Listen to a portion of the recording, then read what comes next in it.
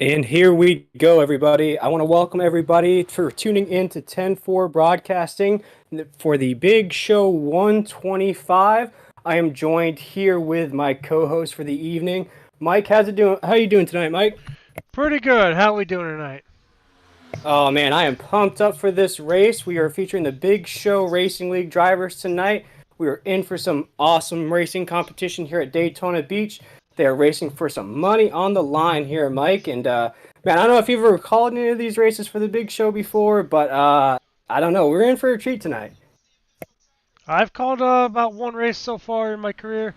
Looking forward to tonight. Didn't know this was a money race, so that definitely changes everybody's mindset.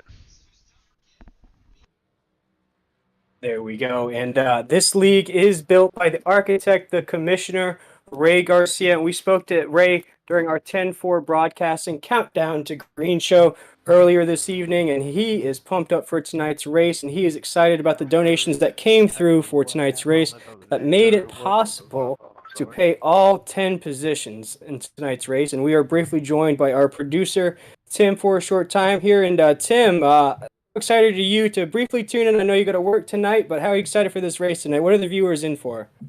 Man, I'm gonna tell you what; these viewers are gonna be in for a great show tonight. And I want to thank Michael for coming on board and taking over. But when the big show puts on a big show, money is always on the line. And tonight you got first place. I'll just break it down really quick. First place, $100. If you're a stage one winner, stage two winner, that's an extra $15 per stage. You can come away with $130 right there.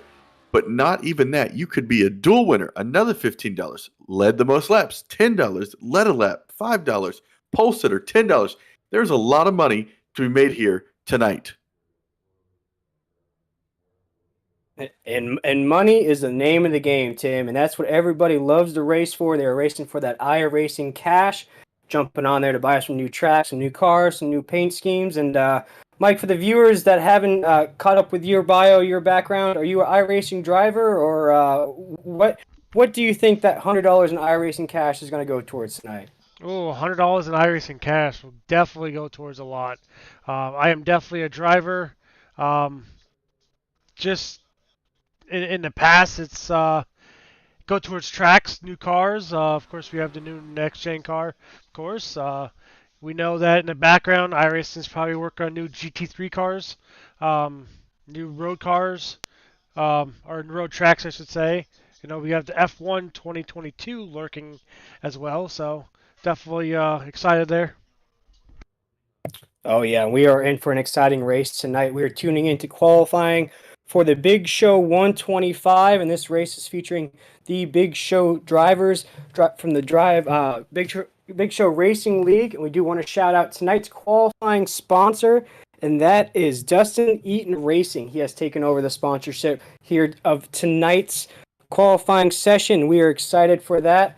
Not sure if In Honor Racing. I think In Honor Racing is our Heat One our sponsor tonight, but Dustin Eaton is our qualifying sponsor. We do want to give a big shout out to Dustin for sponsoring our qualifying session tonight and making it possible for these drivers to get paid. And we are excited for that. And as Tim ran through that there with the payouts tonight, we were excited to see who's going to start on that top row, Mike. And what are the things the viewers should be looking out for as you were talking about your iRacing experience, as far as the techniques and things it's going to take for them to take home that victory here tonight at Daytona? Key at this Daytona, you know, I've done 500s last weekend. Um, the one big key is friendships early on. You know, make those friendships and get to the front fast because, you know, the wrecks and the draft is definitely a key.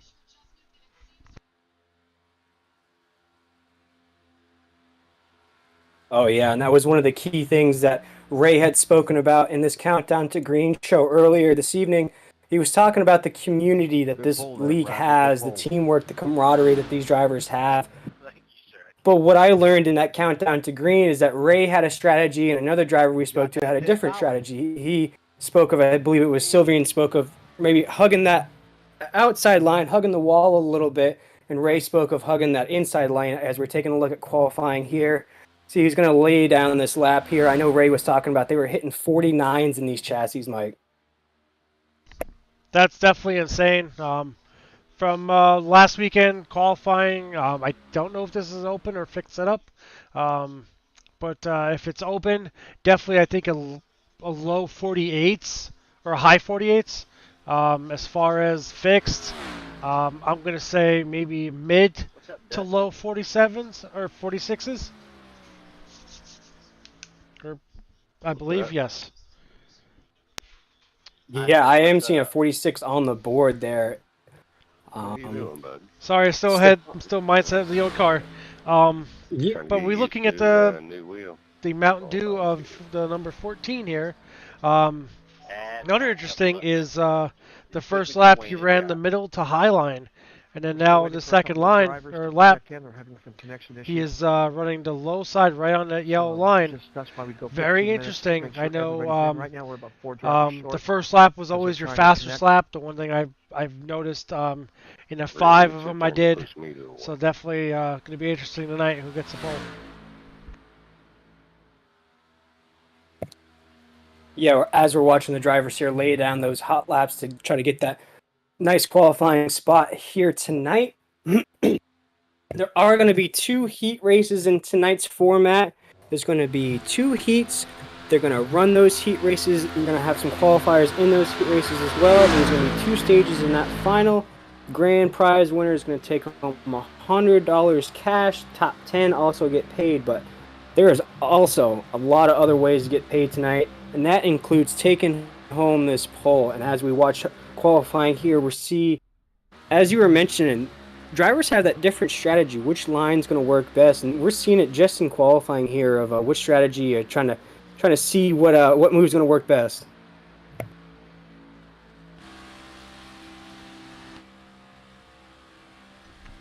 I believe this was what? This is 2 heats, correct? Yeah, there's going to be 2 heats in tonight's format, so it's great to get that qualifying position out of the way. Maybe just a strategy just to see what line you're going to want to run in that heat race.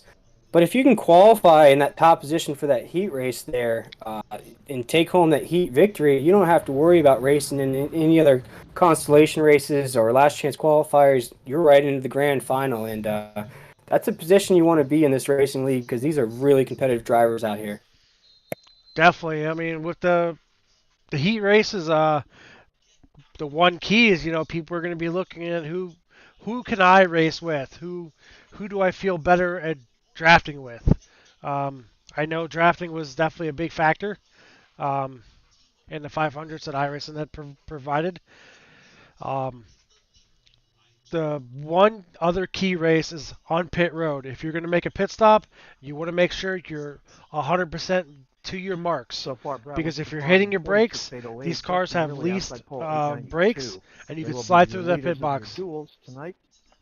The rest of us will have to fight our way into a. Oh yeah, and that's one of the things we'll definitely have to keep an eye out for tonight. And speaking of keeping an eye out for, there are a few names that Ray did mention in our countdown to green show as we watch this qualifying session sponsored by Dustin Eaton Racing. He is our sponsor of qualifying session here tonight. We do want to look out for some of these drivers that Ray mentioned in our countdown to green show. Some of the names that he mentioned, Tim Pope, he said one of those names to definitely keep an eye out for. Matt Hummel was another name that he mentioned to keep an eye out for here at Daytona. He mentioned also a young guy that we had on our countdown to green show. Was a great interview for us, Landon Gentry. He is one of the hot shots of this league. He has taken down at least 2 or 3 races that we've had the pleasure of broadcasting. He is one of those young talents to keep an eye out for. I believe he was only 14 years old racing in tonight's field, so definitely keep an eye out for him. And then one name he said don't sleep on, and no pun intended here, was Bill Sleep, was another name that he mentioned to keep an eye out for in tonight's race as we're taking a look at qualifying here, see which car is going to take the track next here in the Dustin Eaton Racing qualifying session here. And man, we are in for a treat and some exciting action here tonight.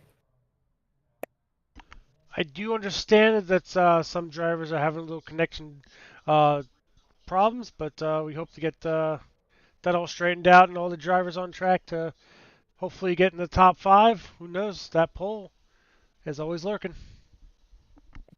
Of course, and we talked about it. Tim mentioned, as we still have Tim on the broadcast here, what kind of cash money can these drivers take for that a pole position, Tim? Oh, I think we lost him for just a moment. It's no worries. I believe maybe it's a $25 cash prize for that pole winner. And that's something, not only do you want to start at the top, but you want to take home that cash money because, as mentioned, you start racking up those victories. You take home a stage victory, you take home that pole position, you take home the race victory. You also lead the most laps. You also lead a lap. Man, you can walk out of here with some iRacing cash in your pocket. Oh yeah, pole sitter actually gets $10. Hey, If you lead a lap, it's $5 for every driver that leads a lap. there we go. Hey, So that's I'm $15 right there off the bat. Guess what? That's a month subscription if you have your iRacing set up for month to month, or that's a new car or a new track. Exactly, and the competitiveness out of these drivers, you'll see it. They want that iRacing cash. You'll see it tonight out of these drivers as we await these drivers to take the track here in this Big Show 125. It is live, brought to you by 10-4 Broadcasting. Check us out on Facebook, YouTube, also Twitch. Keep up to date with all of our broadcasts. We do a Wednesday night broadcast where we do a Super Speedway series for the NSARA. We hope to do more of these big show races down the line here. We are in for a treat tonight for the Big Show 125. Keeping an eye out on qualifying here, sponsored by Dustin Eaton Racing. And one of the things that Ray had mentioned to start the broadcast here, Mike, was one thing that I didn't know about these next-gen cars, and maybe it's a thing to keep an eye out for in tonight's race, is that the nose of each manufacturer is different on these cars. Yes, the main thing is as we're getting ready for our first heat. Each nose is different. However, the main thing is the rear end of the car. Normally, you've seen in the Gen 6 and the 5s that the back end was always flush with the nose. This year, the back end is a little curved. So the bumping you do with the person in front of you, you got to be very careful. Yeah, and that was one of the things that I didn't actually know about, that the Fords almost have an advantage because of the way that the nose is built on the Fords. It's actually made better for, I like to call it that bubble racing, knowing to when to press the bubble, when to stay out of the bubble. That nose is a little bit more curved off here. As you mentioned, we are about to roll out for this heat number 1 for the Big Show 125. These are featuring the Big Show Racing League drivers, and man, we are in for a treat tonight. Do want to give a shout out to our heat number 1 sponsor before the cars hit the track tonight in this heat number 1 25 lap shootout. See who's going to take that spot in the grand finale race here tonight. Give a shout out to our sponsor, In Honor Racing. In Honor Racing is our sponsor for heat number 1 tonight. Definitely go check them out on all the social media pages, Facebook, Instagram, Twitch, all that good stuff. Keep an eye out for them. In Honor Racing is our heat number 1 sponsor here tonight. Like I said, go give them a shout, look, see, all that good stuff, and we'll definitely shout them out as this heat proceeds on. And the action is about to begin here for the Big Show 125.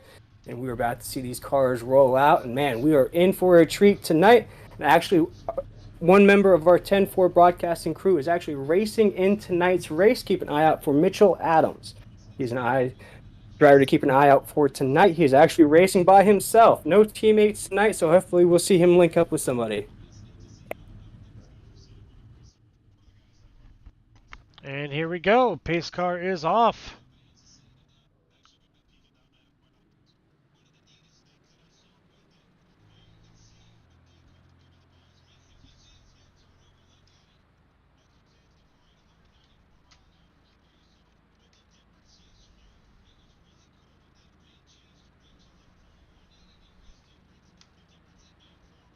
As we see these drivers leaving pit lane, getting ready to come to the green this time.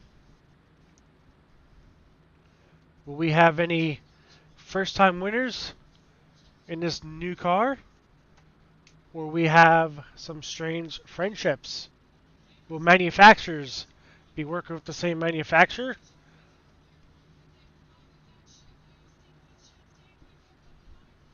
I don't know. Questions will be answered and more in just about a second as we see this pace car pull off here. You see the lights go out on the pace car. This action is about to begin. We appreciate everybody tuning in here to 10-4 Broadcasting. We bring you all the best iRacing coverage that we can. And man, we are in for a great one here tonight in the special edition of the Big Show 125. We see them take that turn 3 into turn 4. So that pace car with the lights off. This action is about to begin. See which line builds up first in this 25-lap shootout. In heat number 1, who's your go-to pick this race? Heat number 1, seeing as though it's a 25-lap shootout, as we see the pace car get revved up to pull off here, I keep an eye out for those Shaw brothers right there in the top 10, being as though it's only 25 laps here as the cars take the green flag.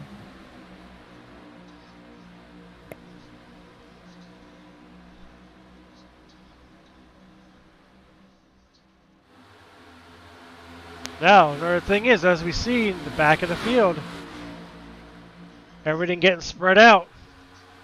The draft package here is definitely going to be another thing to look at as well.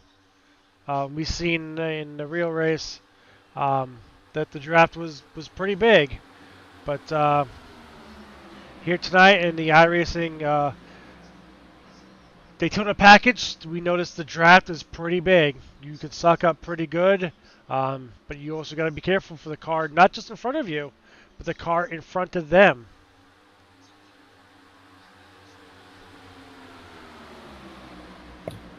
It's going to be the 55 car leading that line there.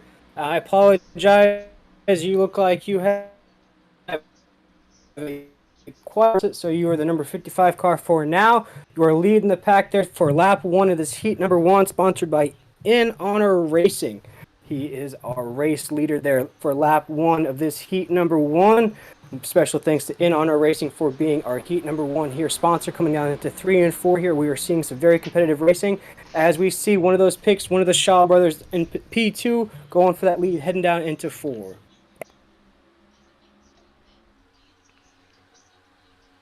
Meanwhile, that top line looks like it's starting to pick up. And we know we looked and we've seen in other 500 events, it's that top line was the fastest line. It's just making sure you have the amount of drivers to keep that line faster. And this is 25 laps. We got 23 to go. It's going to be hectic here. Ooh, bumping. The 84 and the 55 took a bump. 3 wide behind him. Side by side, the 55 and 84. 84 has got help on the outside line.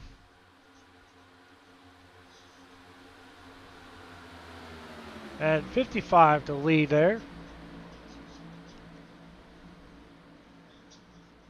Also, I see a team car right down the outside. And that is Mitchell Adams. He is a producer, broadcaster here at 10-4 Broadcasting. He is in the 69 car for 10-4 Broadcasting there. He is battling for that lead. He is bringing up the outside lane there. He is battling that lead car for that lead position. He knows that this is a 25-lap shootout.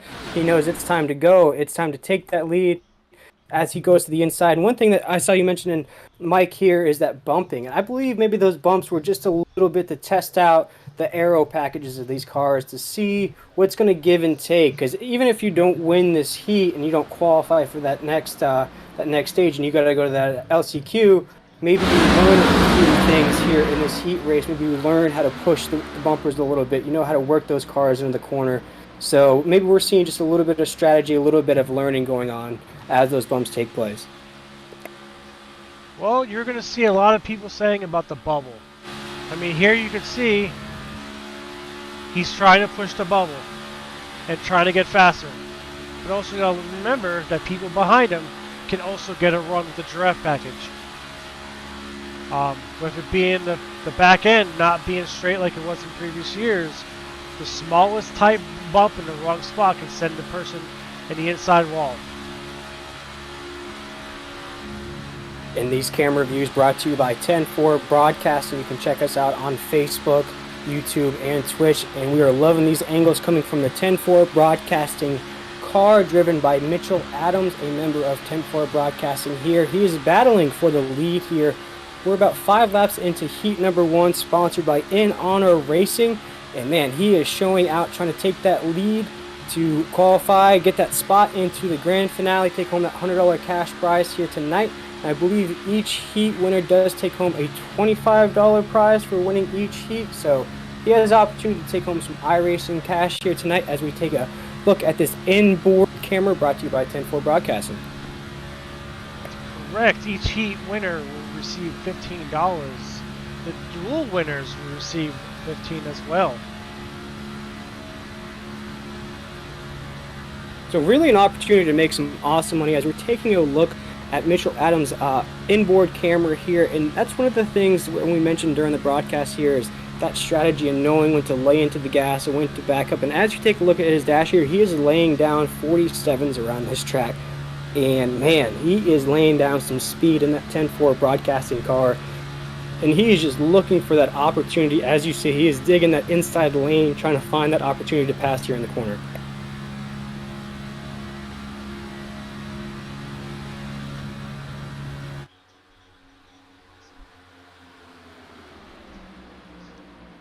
Another thing you've seen that the leaders are starting to come up some lap traffic, which will definitely play a factor in this race. It definitely will. As you see the cars coming around, coming down into the backstretch here. It is the 29 car rocking that throwback good wrench paint scheme on there. Right behind him is Mitchell Adams in that 10-4 Broadcasting 69 car. And that's about a 2-car race up there. You see Mitchell kind of giving off, pushing back down the gas here as they lead together down into the corner, down into 3. Trying to see a tandem building up behind them with the Shaw brothers. Got a Shaw brother right in the 3rd place position there. You're seeing which line's going to build up here as they come down the front stretch here and take about 17 to go here in heat number 1, sponsored by In Honor Racing, and is still your leader in the 29 car there, and Mitchell Adams in 2nd. Coming down into 1 and 2 as you see them single file coming down into the backstretch coming out of 2.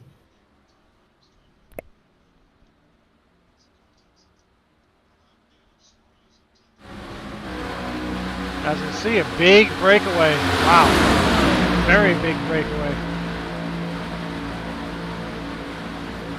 in this race. 7-car breakaway from the field. And it is going to be those positions that are going to move on there. I believe it is either the top 5 or the top 7 drivers move on to that finale, or the next stage. We'll have to double check that for you. But whatever the case is, you definitely want to take home this victory coming down into 1 and 2 here. It is still, I believe it is a little battle in first place. Excuse me if we pronounce that name wrong. We do have some international drivers in this race here tonight. And one of the names I do want to mention was Sylvian. Sylvian was a name that we spoke to in our Countdown to Green show here, and he is excited about tonight's race. I believe he is in heat number 2. I don't see his name up on the board here, but he is racing from across the border. He is excited about this. He got into iRacing because of COVID, and there was nothing really else to do, so he got into racing there. He's also a hockey aficionado, and he is actually a hockey scout off the track here, so keep an eye out for him in heat number 2. As we see that 29 car, as you see that Yeti sponsor on the back of the bumper there, take the line with about 15 to go here in heat number 1, coming down into 1 and 2. And Mike, we're seeing it's basically a 2-car tandem up at the top there. When do you think that the cars behind him were going to start getting a little squirrely and start making those moves? I think 15 to go. A lot of drivers are going to probably be taking it easy, knowing that they're going to lock themselves into the big show. Why take a risk? We've noticed also in other races that this draft package is definitely different from what we've raced in the years before. So that's going to be one big key is this draft. We're watching the 14 trying to catch remain that draft, but also we got lap cars coming up. Will those lap cars go high, or will they stay low and try to tag on to the lead pack here. Yeah, and those lap cars looking like it's Piazza about 6 laps down, and Kazaza in that 17th position there as you see a car get past there on the inside lane there, as you see the leaders go down into the corner of 3, coming down out of 4 here. We're going to take the line with about 13 to go here in heat number 1, sponsored by In Honor Racing, and we do appreciate them sponsoring this heat number 1 here tonight for the Big Show 125, brought to you by 10-4 Broadcasting. And man, we are bringing you a show here tonight. It is the top 2 cars, and they are putting on a show showing us what that new aero package can do and what those noses of those cars can enable these drivers to do. And you are seeing that single file tandem take that inside lane, and they are sticking to that inside lane like a Christmas choo-choo train around the Christmas tree. They are not letting it go, and like you said, maybe not make any aggressive moves, maybe save that car for the grand finale, and maybe just get paid at the end. Now we're going to see here. Will they be able to latch on, or will they be pulling away? Remember, there was 2 cars on the high side. Oh, they're able to stay with the pack, which is definitely going to be a factor. 12 laps to go in this heat.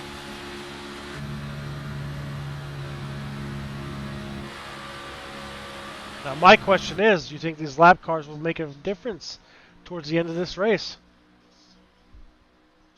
I don't believe so, Mike. I believe these lap cars know where they stand. I believe that they know their position in this race. I actually saw it in one of the races we called for the NSRA on Wednesday night in the Super Speedway Series. Is a few lap cars got entangled into the lead, and we actually got confused of who was leading, who was in second, who was in the top 5.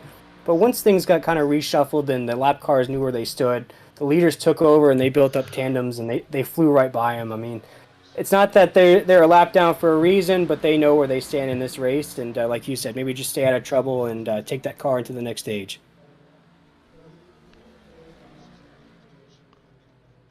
As we're looking over, looks like a lot of people are just single file, single cars. Got a couple packs here towards the back of the field.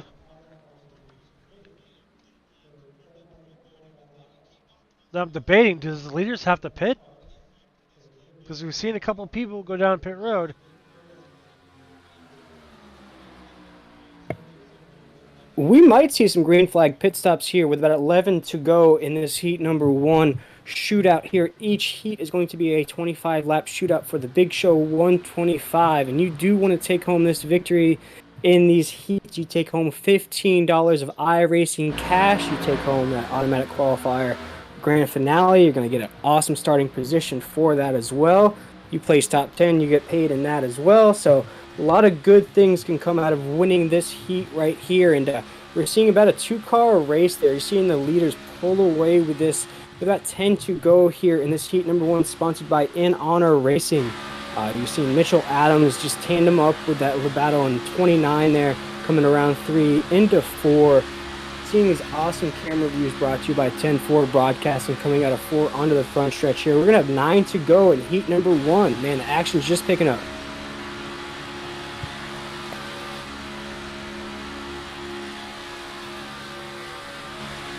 Lap car is coming up. That's 1 car. Looks like he's going to stay on the inside, unless he comes down to go up the lane. These drivers. And you can hear it if when they're running by themselves, that the power, these cars now have 5 gears opposed to the 4 in previous years. Definitely things to think about as well.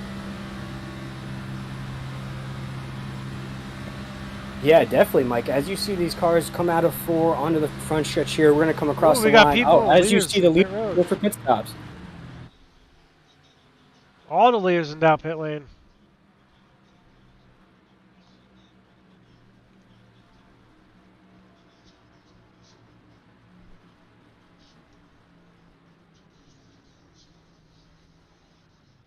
Looks like people are hitting their box. No problems. Let's look at that 68. Did slide through pit lane.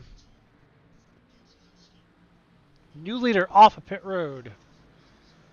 That's 69.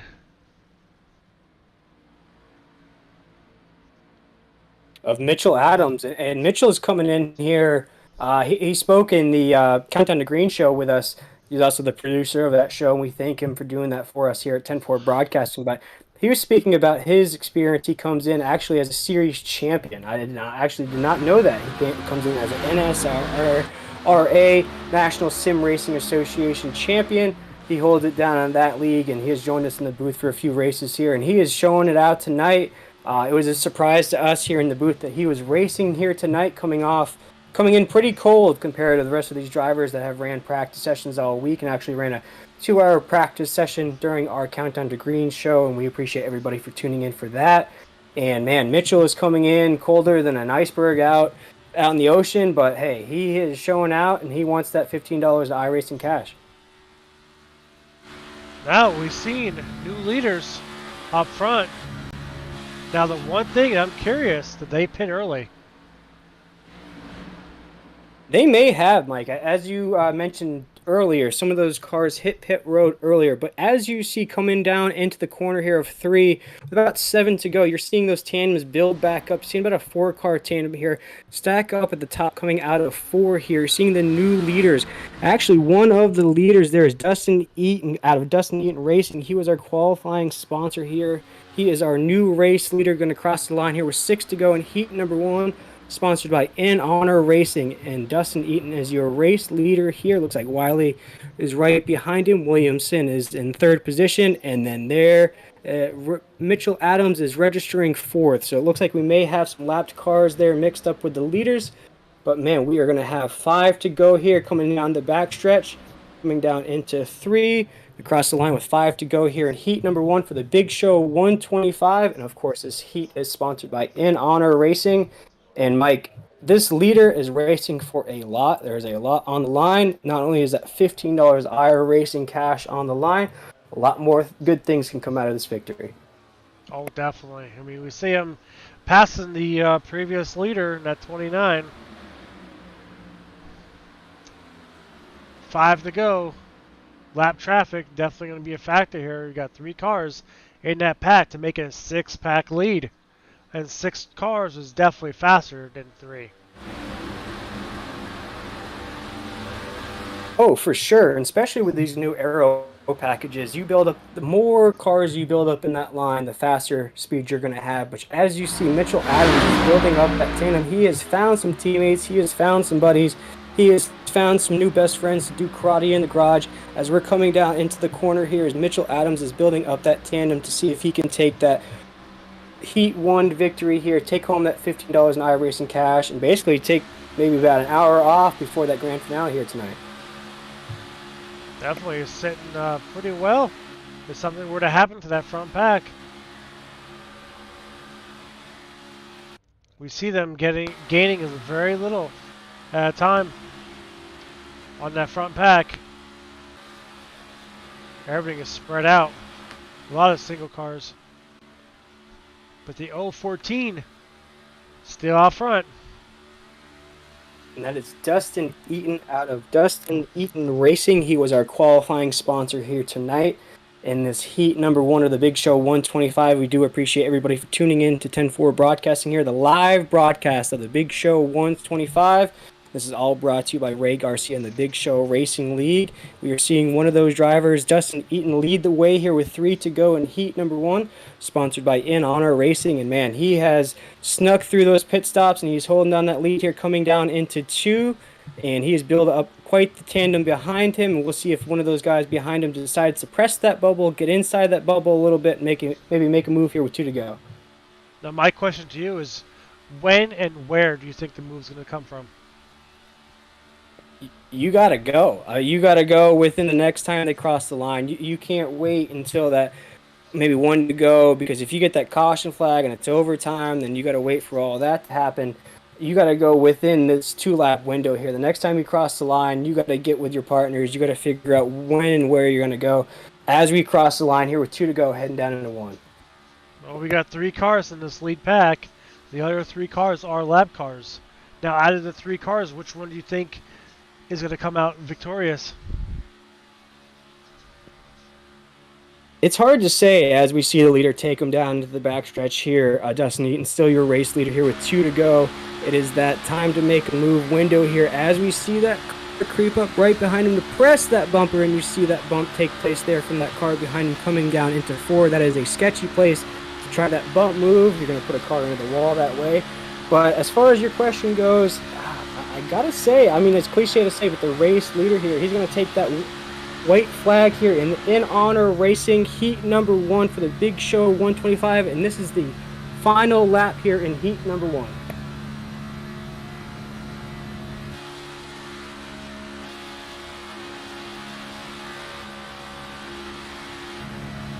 I think we'll go on board with second place. I think he's going to make a move coming out of 4.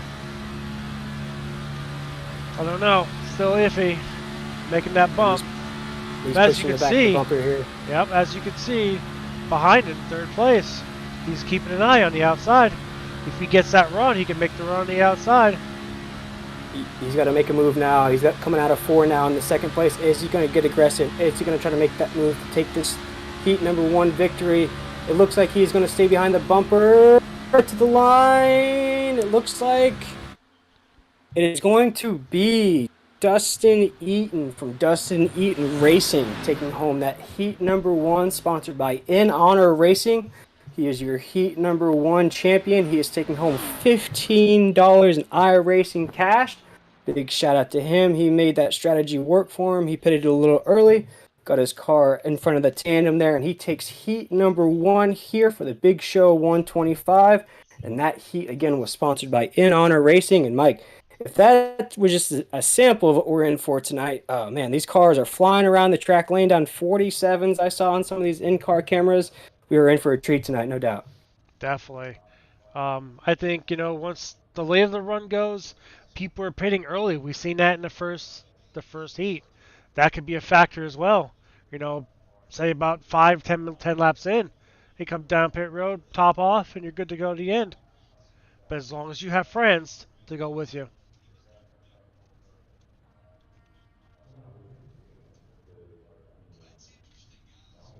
Speaking of friends, Mike, do you want to give the viewers here that are tuning in for the live broadcast of the Big Show 125 a rundown of some of the drivers we'll see in this heat number 2? Certainly.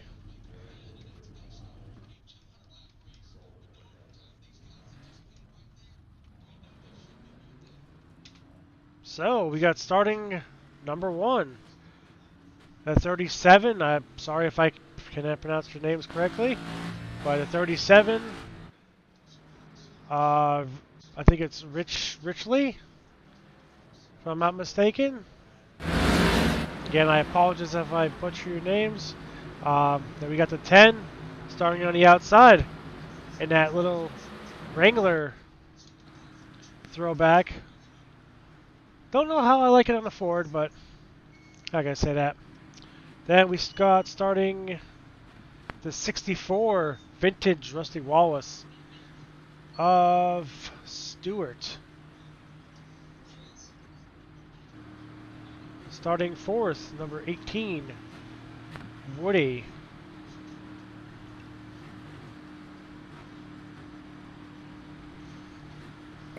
It's like that's a Washington Commanders paint job there.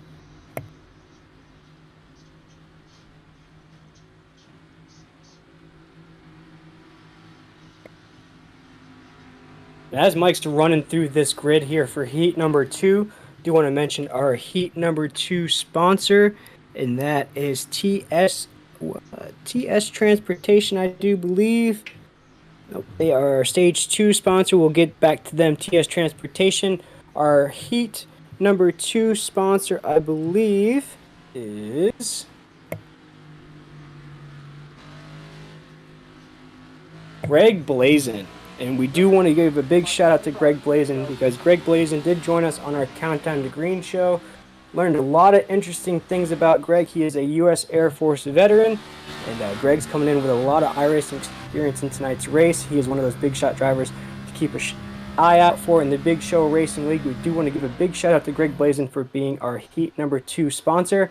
As we are racing here, Mike, and we'll see who's going to take the victory here in heat number 2. We're coming down the backstretch.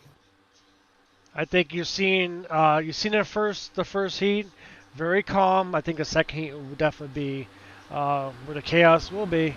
I mean, you've seen even in NASCAR, it was the first heat that was calm. The second one was always the factor. That's the difference. So I think this outside line, as you can see, they're building up already.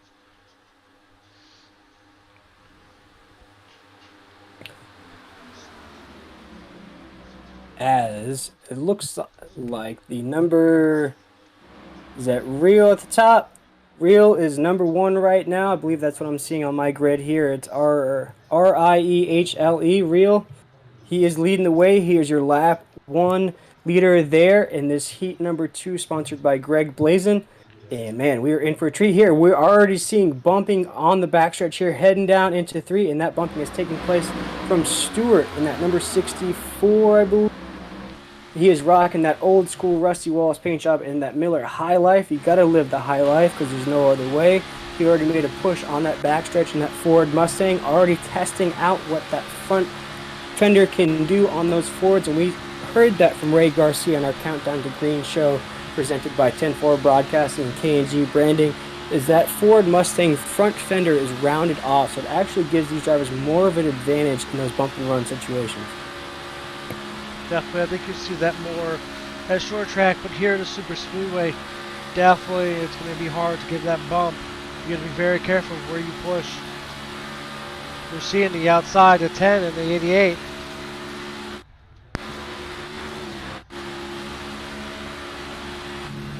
On board, the 10. You can see the, getting close. I believe it's definitely going to be more chaos this race than it was last one. Oh, definitely. And there are some big names in this heat number 2. As you're seeing a big move, you're seeing the cars getting a little dicey. You're seeing cars get left in that middle lane. I hate that middle lane. I have a nickname for that middle lane. It's called the danger zone because nothing ever good happens in that middle lane. You have no partners in that middle lane. You get shuffled back, you lose positions, or you get put into the wall. Nothing happens good in that middle lane, but some of the big names to keep an eye out for in this heat number 2, sponsored by Greg Blazin. Bill Sleep is in this field of drivers in heat number 2. He is one of those drivers not to sleep on in this field, of course not.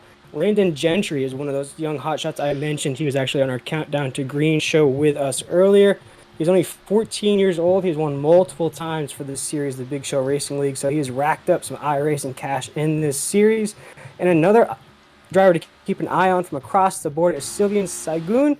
He is in that 7th position. He is holding it down for his team there from across the border. And, man, they're getting dicey already. As we see on board, giving that little bump, it is getting a little squirrely. And that's where I said at the start of the broadcast that you gotta be careful right where you hit that bump. If you push them the wrong way, they can go off the track and in the wall.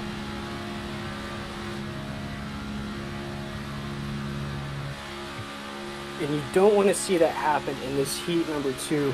One of the things we mentioned in heat number 1, sponsored by In Honor Racing, was that you might just want to get comfortable in this. Yes, you do want to take home this victory. You do want to take home that nice, comfortable spot in the grand finale, take home that $100 in iRacing cash. But you also don't want to put it into the wall. You want to keep it clean as we're coming down into the backstretch here. You want to keep it clean and make sure you have that clean car. You want to learn a few things from these heats. Even if you're running the middle of the pack, maybe you don't take home this victory. You're learning things. You're learning who you're going to work with. You're learning the aero packages to these cars. And you're seeing almost the same thing we saw in heat number 1 here in heat number 2, sponsored by Greg Blazin. You're seeing an inside lane stack up there. You're seeing somebody get loose out of 4 there, and he keeps it clean. He's going to file back into the back of the pack there, coming down into 1. That inside tandem is definitely building up a lot, and that speed, if you can just find the right partner, you can keep that car clean out front the entire race. But one of the things the viewers got to keep an eye out for, Mike, is those pit stops. We saw it last race. We saw everything get reshuffled there. We saw Dustin Eaton come out with that race victory there from just making those strategies, those big moves there at the end, took home that victory. Man, we're going to see it towards the end of this race. Oh, most definitely. I think, there they go. Gonna have chaos. Here we go. 3-car Big wreck. wreck. No caution. No caution in this format there, Mike. These cars tend to run wide open. If it's only a few cars, Ray loves to keep this format to where if it doesn't bother the leaders, doesn't bother the middle of the pack, you keep going. So I do appreciate that, especially if a car just spins out by itself. I know the old school term was the phantom cautions NASCAR used to throw. So Ray got rid of those phantom cautions, so we're back to racing the old school way. Here I was expecting a caution and bunch everything back up because then it'll make a factor at the end. And one of the things to keep an eye out for, and that part of that strategy and part of that format, that is if you do get caught up in something like that, you still have an opportunity to take home the victory. Maybe you do a damage repair, maybe you get that thing fixed, maybe you run down to the pits right now, you get the things that need to be changed, and then you're going to be out front once those other leaders take those pit stops. So maybe a thing to keep an eye out for. Or as we see a car all by them lonesome on the outside lane here coming down into 2, and you're seeing why it doesn't pay off to be by yourself, because you just lost about 3 or 4 positions there, filing back into line, that inside lane there. And you're seeing that inside lane single file coming down into 3 here. Like I mentioned in heat number 1 here, or heat number 1 previously, this is like a Christmas choo-choo train going around a Christmas tree, because this thing is sticking to the inside lane.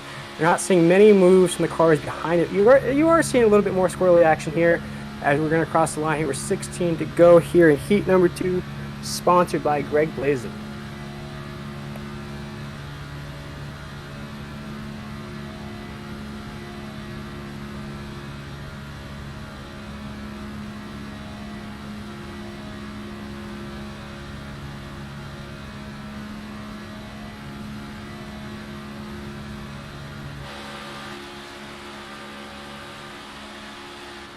And these camera reviews brought to you by 10-4 Broadcasting, bringing you all that iRacing action you crave. Check us out on Facebook, YouTube, and Twitch for all that iRacing action. We're usually live on Wednesdays and on the Sunday special editions for the Big Show Racing League. If you're interested in booking a broadcasting for your racing league, definitely hit us up. We are open and available for all that. We'll bring you all that exciting racing league and these awesome camera angles as you see here, as that 93 is pushing that back bumper, heading down into the corner. It's one of the things you mentioned, Mike, that is not a good place to push. Definitely, especially in the corners. They can definitely make that car squirrely, and definitely you'll be ending your day early.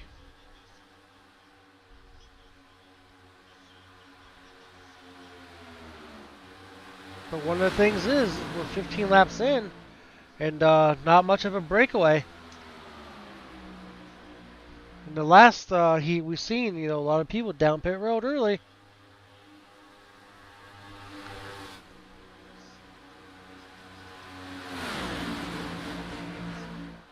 And that's one of the things we saw in heat number 1, sponsored by In Honor Racing, is making those pit stops early actually paid off there for Dustin Eaton out of Dustin Eaton Racing. He took home that heat number 1 victory. Man, it is worth taking home that victory, but also it is worth keeping your car clean and making sure you do have that nice clean car heading into those next races here to qualify for the big finale of the Big Show 125 here. You're seeing that 93. Maybe we can take an onboard camera view, take a ride onto that 93 and see what he's doing as far as acceleration goes, and seeing if he's making those moves, maybe giving off and maybe backing off the acceleration there. As you take a look at his in-car camera, he brought to you by 10-4 Broadcasting, you'll see what he's doing as far as throttle-wise. Is he giving off? Is he pushing more?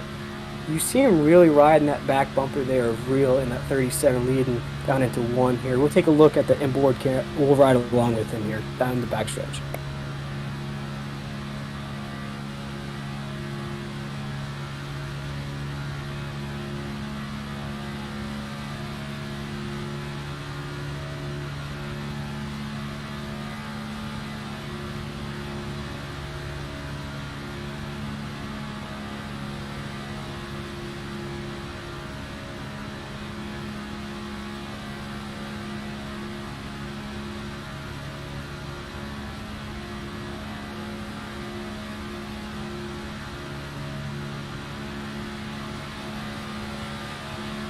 And as we see, he's really pressing coming out of that last little bit of the front stretch there. That's really where he's building up that speed. As you see, he had to check up on the throttle there, and it caused him to drop way back there. And that's just all out of courtesy in these new cars here. As you see, he's pushing that back bumper again, trying to get a little bit of speed. As you see, that lead car is getting a little squirrely. He feels that push from the back. He feels Hummel pushing him in the 93. He's going to feel it on that steering wheel he has set up. That feedback's going to feel him pushing on the back there. But he's got to be careful. If he hits him on that quarter panel, he's going to put that leader into the wall here. Going to come across the line here with 11 to go in heat number 2 for the Big Show 125. And this heat number 2 is sponsored by Greg Blazin. He is a U.S. Air Force veteran. Give a big shout out to Greg Blazin. He is a big-time Big Show Racing League racer here. I don't see him in this heat number 2. There he is in that Bumblebee truck he races. And that is Greg Blazin. He is a U.S. Air Force veteran out of Cedar Rapids, Iowa. And if you want to learn more about Greg, definitely tune back into the Countdown to Green show. He is one of our guests for us today. And man, we do want to give a special shout out for him for sponsoring heat number 2. And what a heat it's been, Mike. We have seen some awesome racing so far, and actually our first crash of the day. Yeah, that's meanwhile, leaders coming down pit road.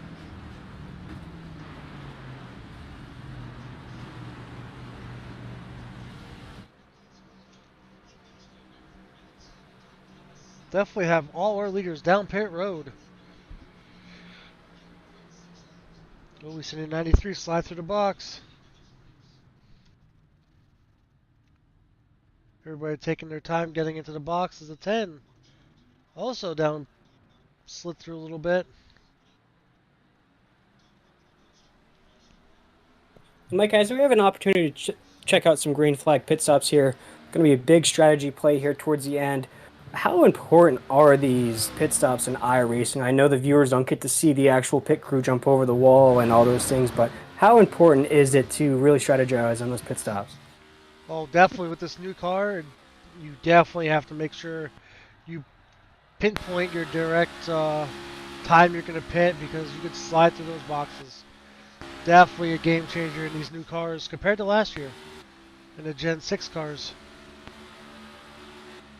But as we're looking here, all the leaders have broken up. Looks like the 8 car missed his pit lane. So he's coming down, the only car to coming down pit road. And for some of the viewers that may not be familiar with how iRacing pit stops take place, what is it like for these drivers in their simulators when they're making these pit stops? What are some of the things you have to click through or make sure? Because like I said, you don't have the pit crew jumping over the wall. So what are the things you have to keep an eye out for? Well, like I said, I don't know if this is a fixed or open setup. So if it's fixed, you're very limited as far as what you can change. But in these little heat races, you want to make sure you take the correct amount of fuel to get you to the end, but not too much, because then it will dictate as far as how much time you're going to be on pit road. As we're seeing, I believe the 7 car is bumping that 98, giving him a little bit of a push.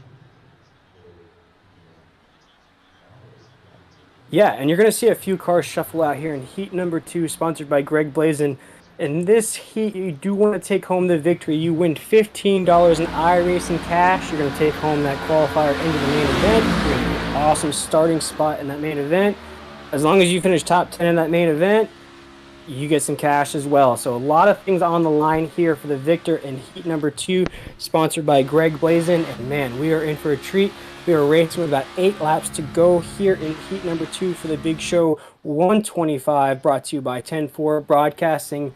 And man, we are seeing a few cars shuffle out. We're seeing green flag pit stops take place.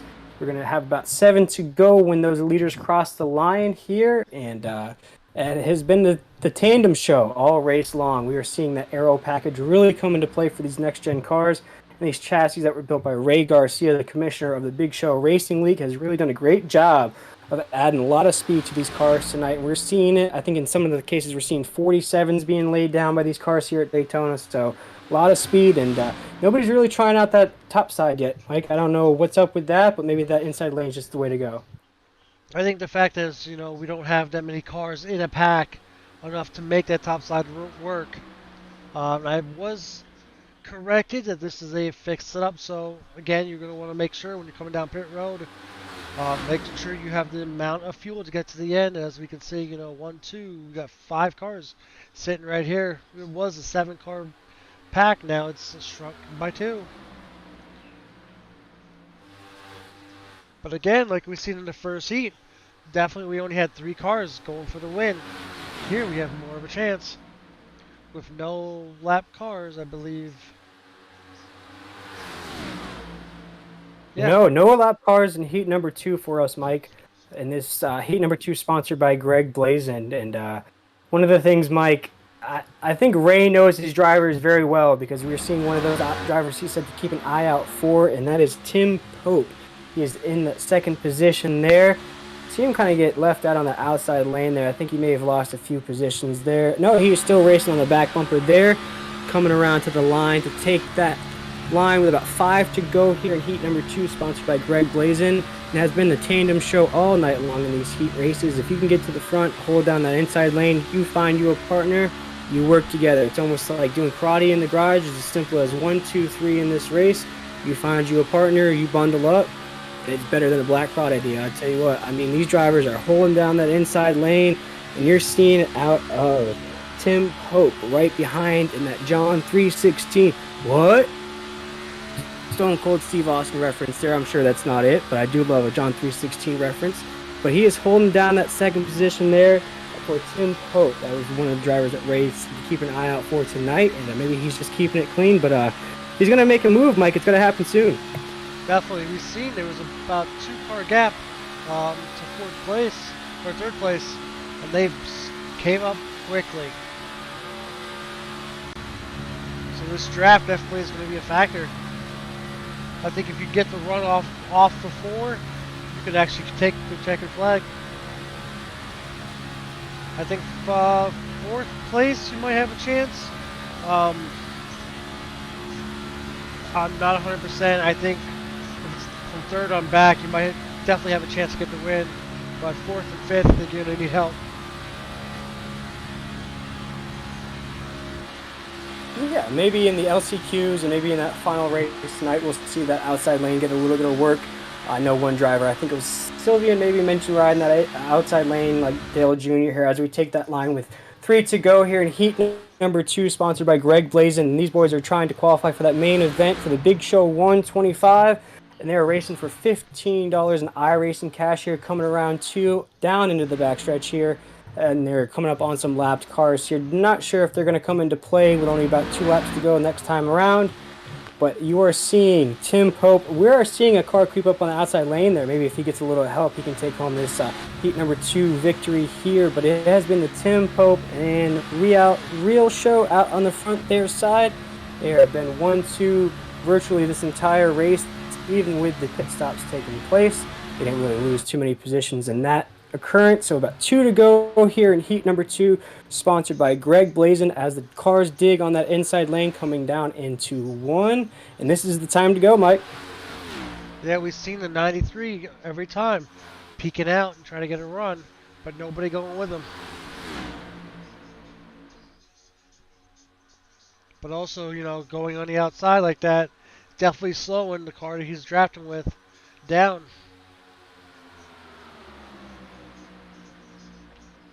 And if a move, yeah. As we've seen, the 93 got around the 64, but also the 64 is starting to lose the draft just a tad bit. Yeah, Mike, as we go across the line to take that white flag, didn't mean to jump over you there, but these cars are getting squirrely here on this final lap of heat number 2, sponsored by Greg Blazin. We are seeing some lapped cars being crept up on, but it might not come into play here. We're going to see if anybody has that move, anybody wants to make this race exciting here coming down the backstretch on this final lap of heat number 2.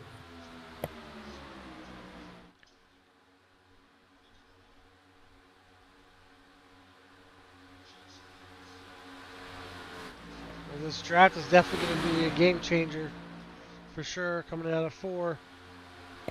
Let's see, coming out of 4, Mike, who's going to take the stage? As you see the 15 car try to get that inside lane, we'll see if anybody has that move coming around the front stretch. So you see a big run on the outside there. Coming to the line here, who's going to be our heat number 2 victor? Looks like it's going to be there, 37 in real. He is going to be our heat number 2 victor. He is taking home $15 in iRacing cash. And this heat number 2 has been sponsored by Greg Blazin. He is a U.S. Air Force veteran. Big shout out to Greg Blazin there for being our heat number 2 sponsor. But big shout out to Rio there. I'm sure I am mispronouncing his name, but he is our heat number 2 champion. Like I said, he takes home $15 in iRacing cash, and he is going to be racing in our main event tonight and see if he can take home a little bit more cash. And man, Mike, we're just 2 heat races into this Big Show 125 event here tonight, and we have been in for a treat so far. Definitely, I'm looking forward to the main race. We're definitely more cars, more chances to do something crazy. We've seen that in the second heat. You know, definitely going to be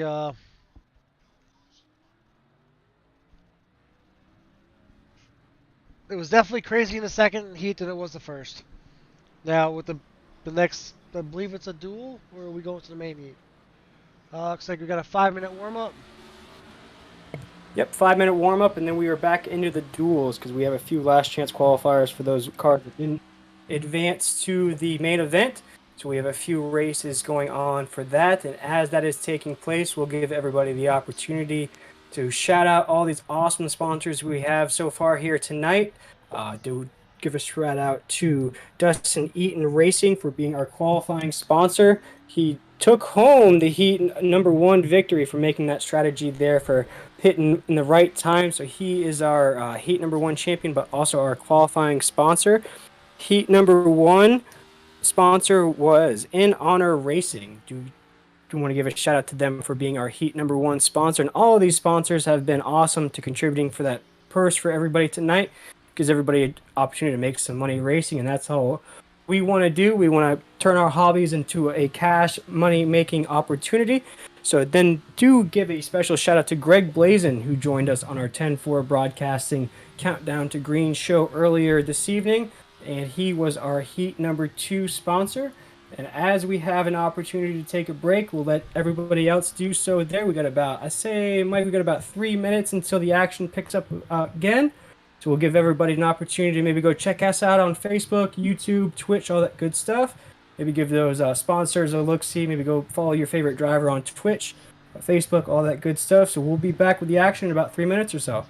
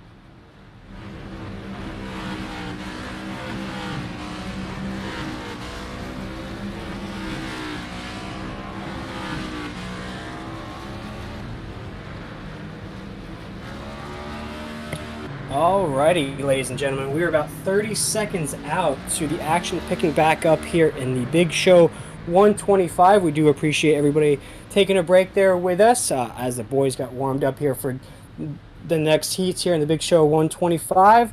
Maybe everybody took an opportunity to go grab a drink, some popcorn, some snacks for the rest of this racing action we have for you here live on 10-4 Broadcasting. And Mike, what are the things you kind of kept an eye out for there in the first two heats? I think the one thing I kept on was the drafting.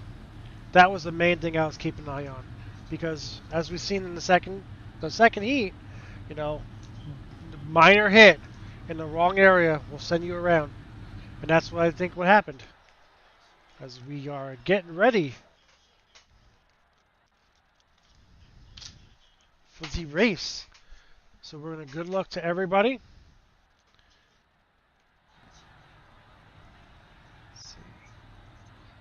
And this is the Big Show 125, and this race has featured the drivers out of the Big Show Racing League, and these drivers come in very competitive, very out to take home this cash. Ray Garcia does a great job with building these purses, building these events up for these drivers. And man, if you can make it into an event, like one of our co-workers here from 10-4 Broadcasting, he jumped in. He's actually going to start P9 here in this competition. Mitchell Adams there in the 69 10-4 Broadcasting car as we take a look at the starting grid, and we'll have Mike run through that grid for you.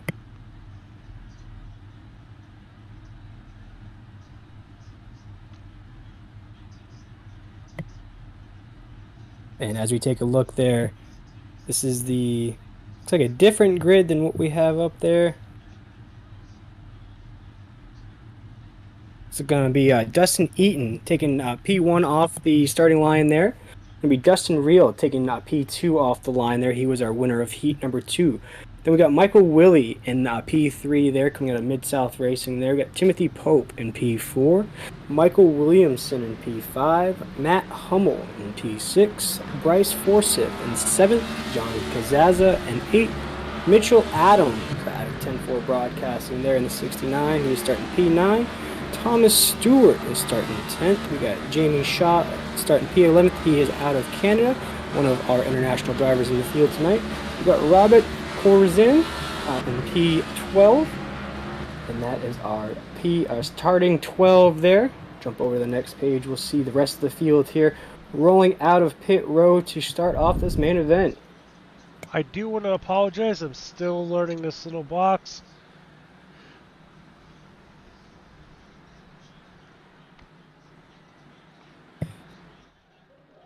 And as we are getting the rest of the grid up on the screen for you viewers there, we do want to appreciate everybody for tuning in to 10-4 Broadcasting here. We try to bring you all the awesome iRacing action that we can.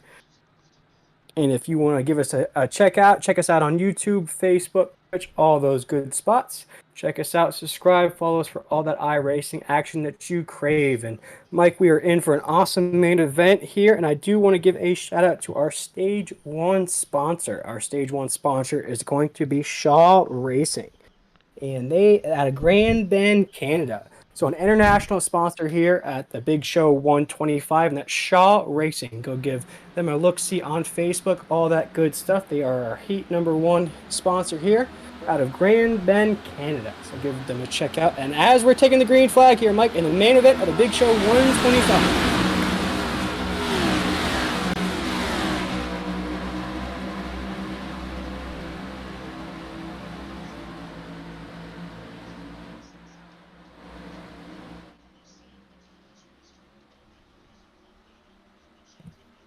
And it is green flag here in the Big Show 125 as we see Tim Pope lead the field here in this main event. We are going to have 2 stages in this race here.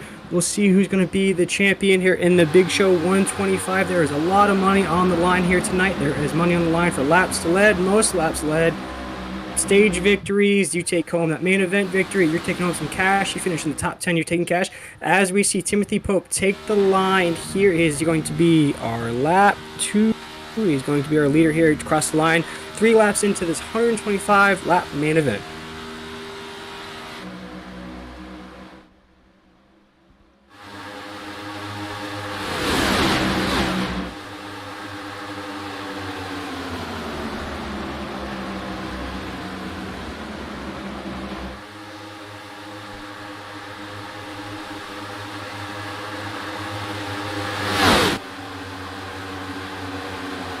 as we take a look with the viewers here. We take an awesome look as the cars coming down into 3 and 4, coming down onto the front stretch here. And we're seeing one thing that we didn't see in those first 2 heat races. We're seeing an outside lane building up there with a few cars jumping out to that outside lane there to see which lane's going to work out best here. And we are watching the cars coming into 1 now, and it is that single file tandem there on that inside lane there. Something we saw in those heat races, that inside tandem line is the way to go for a lot of speed there for a lot of the drivers.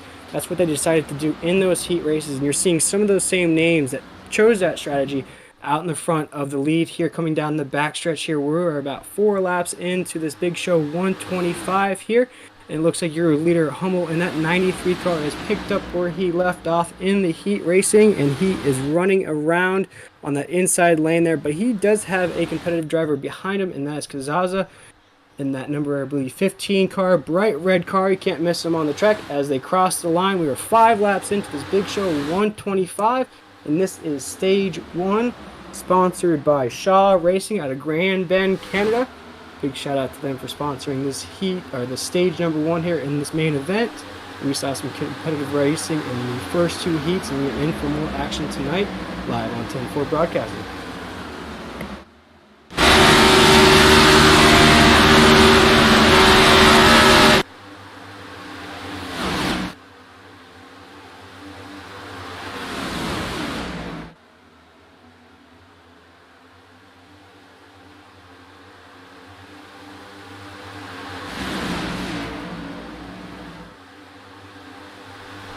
We got some cameras set up from the heats in the main race here. Hope you guys are enjoying them.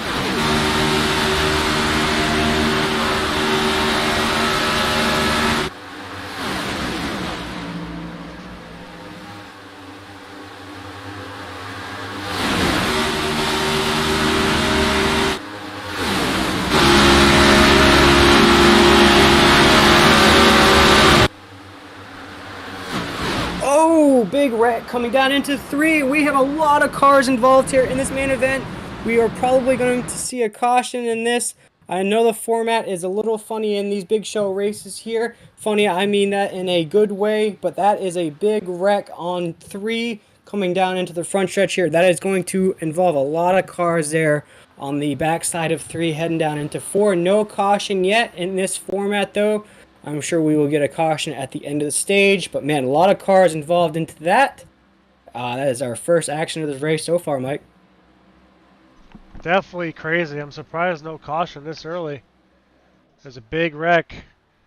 But we have, I believe there was like 7 or 8 cars in that wreck. Looks like I'm showing 4 cars on pit lane, 5 cars. Whoa, and there's a car spun out on the track there. We saw that Mitchell Adams in that 69 have to make an evasive maneuver to avoid that car as we cross the line with 7 laps into this main event here. And I don't know if we can, because Mike, could we queue up a replay of that wreck, or? I'm working on that right now. Give me 1 moment. Yeah, no problem. As we wait on that, we do want to give a special shout out to our Stage 1 sponsor, that's Shaw Racing out of Grand Bend, Canada, as we're waiting for that 10-4 broadcasting replay. And we are seeing Mitchell Adams and Matt Hummel battling for the lead there coming down into 3. They are going tandem side by side heading down into 4. Mitchell Adams on that high side lane. You've seen Matt Hummel as we take a look at that crash that just happened a little while ago. And that is the big one at Daytona, but we were only less than 10 laps in there. We'll see what happens here. Looks like the 88 came down on a 15. That's what it looks like. I'm going to try to go on board. We'll take an odd board look at maybe yeah. This will tell us right here. Came down. Yep. And that's one of the things, Mike. It's unfortunate. I know it probably wasn't intentional, but you get stuck in that inside lane and you start feeling that draft from that top side lane and that bottom lane, and you're all by yourself. You get a little squirrely, you get a little wiggly, and there's not really anywhere you can go in that situation. And once somebody makes contact, and we spoke about it earlier in the broadcast here, these aero packages, if you don't make square contact, there's going to be a lot of cars that get taken out there. And unfortunately, I'm seeing a lot of big names in that wreck there, but we are 125 laps in this main event here, so still an opportunity to take home some cash in this Big Show 125 live on 10-4 Broadcasting, and that replay was brought to you by 10-4 Broadcasting. And Mike, that's just the action we're seeing so far. We're less than 10 laps in. We're already seeing big wrecks. Oh, yes. Well, looks like we got a 3-car breakaway without the caution coming out. But second pack has got about 6 cars in there, so they'll be catching up to the field pretty quick. A little shocked there wasn't a caution there to bunch up the field and get people back out pit road. Definitely was a big, big wreck. It definitely was, Mike, but that's one of the things you'll see in Ray Garcia's formats for these Big Show races here. That So we do have even if it's a wreck, caution. we do have our first caution here. I don't have anything coming through for what the reason for the caution. I believe Ray makes it so that it is a competitive caution. As we saw, there was a wreck and there was no caution. I believe Ray does these in a competitive sense. I think he throws them every 10 or 20 laps or so. Just in a competitive sense, as we saw, there was a wreck and no caution. Kind of gives everybody to kind of line back up, and we'll see if those cars that were involved in that crash we saw just a little while ago have an opportunity to build back up to maybe jump in that top 10 and take home some iRacing cash tonight.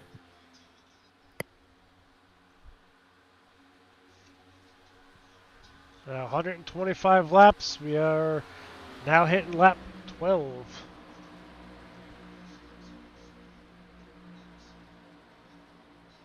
And as we're under caution, we do want to give these viewers at 10-4 Broadcasting an opportunity to hear from some of these drivers. So I'm going to see if I can't get the driver of the 69 10-4 Broadcasting machine, Mitchell Adams, in here for a interview while we're under caution here.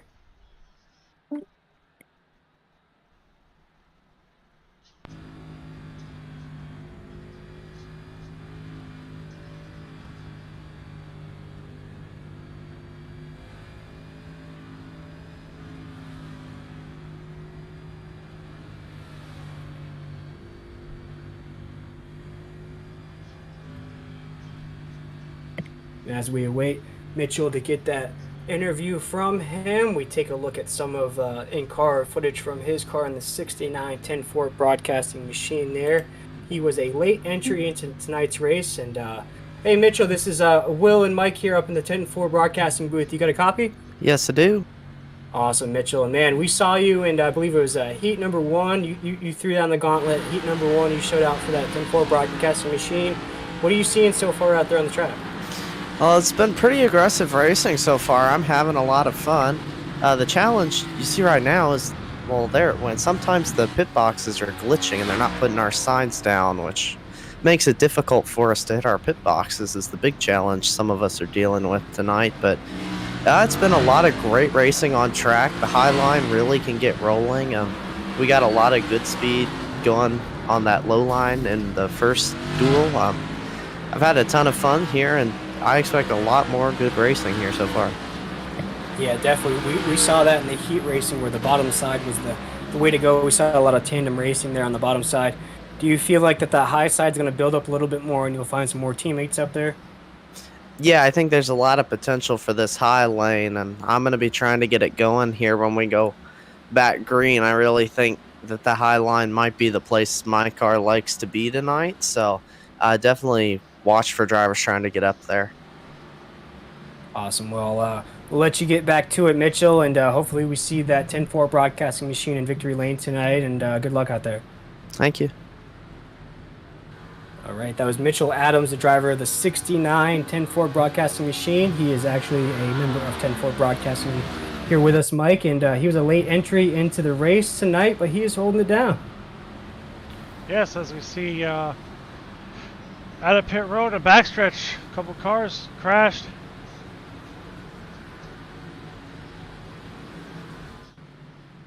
We are seeing Calamity under caution here in the Big Show 125, live on 10-4 Broadcasting. If you are liking what you are seeing so far out of 10-4 Broadcasting, definitely go give us a like on Facebook, subscribe to us on YouTube, check us out on Twitch as well. If you do any streaming on Twitch and you spend your time on iRacing simulators broadcasting on Twitch, check us out on there, give us a like, follow, all that good stuff.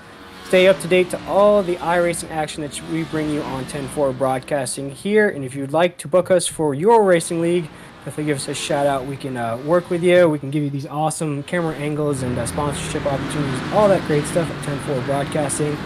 But Mike, this has been a treat for us tonight. It's been a special broadcast as we are broadcasting the Big Show 125, and we are in heat number 1, sponsored by... This is heat number 1, stage number 1, sponsored by Shaw Racing out of Grand Bend, Canada. But big shout out to them from across the border. Shaw Racing is our stage number 1 sponsor. So Shaw Racing, an iRacing team, I believe, but also a real racing. Go give them a check and see what they are all about. Shaw Racing out of Grand Bend, Canada is our heat stage number 1 sponsor. And big shout out to them. They make all these purses possible, and they are making it possible to pay out the top 10 in tonight's race, Mike, and we never see that out of iRacing. No, you really don't. In any of the leagues that I personally run myself, you only see the top person, come out with something. So here in leagues out there that do this, it definitely is a big plus, going forward. Yeah, and as an iRacing competitor yourself, we're in about 13 laps into this main event. The drivers are ran 2 heats so far. How are you feeling so far behind the pedals, behind your setup? How are you feeling as an iRacing driver? And what are the things kind of like you're telling yourself going down to? We got about 100 laps left in this main event. Wow. Basically, I'm telling myself is patience.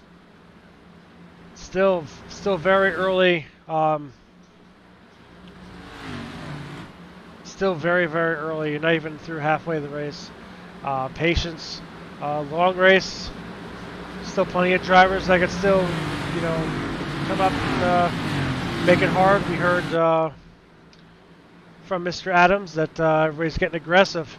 So, here may be more wrecks. So again, as long as you're patient, you'll get there and you'll be there at the end.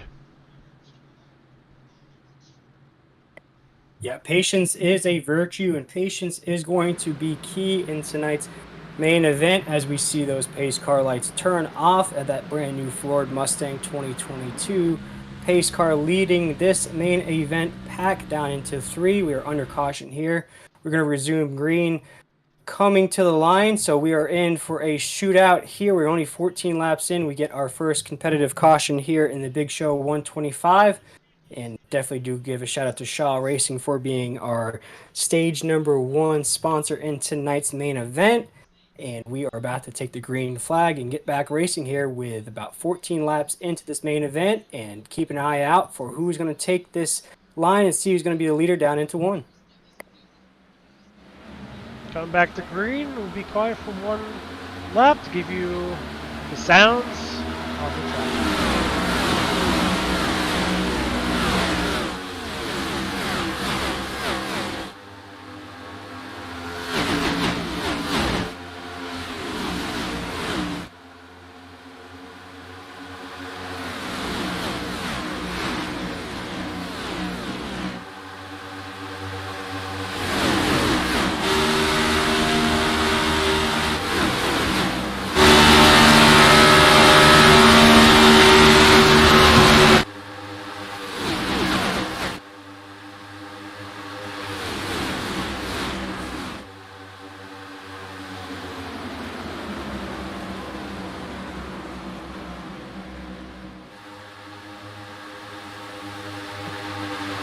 As the leaders are taking that flag, after that caution, we do see a few cars spinning out, coming out of 3 there. Competitive action nonetheless, coming down into 1 and 2.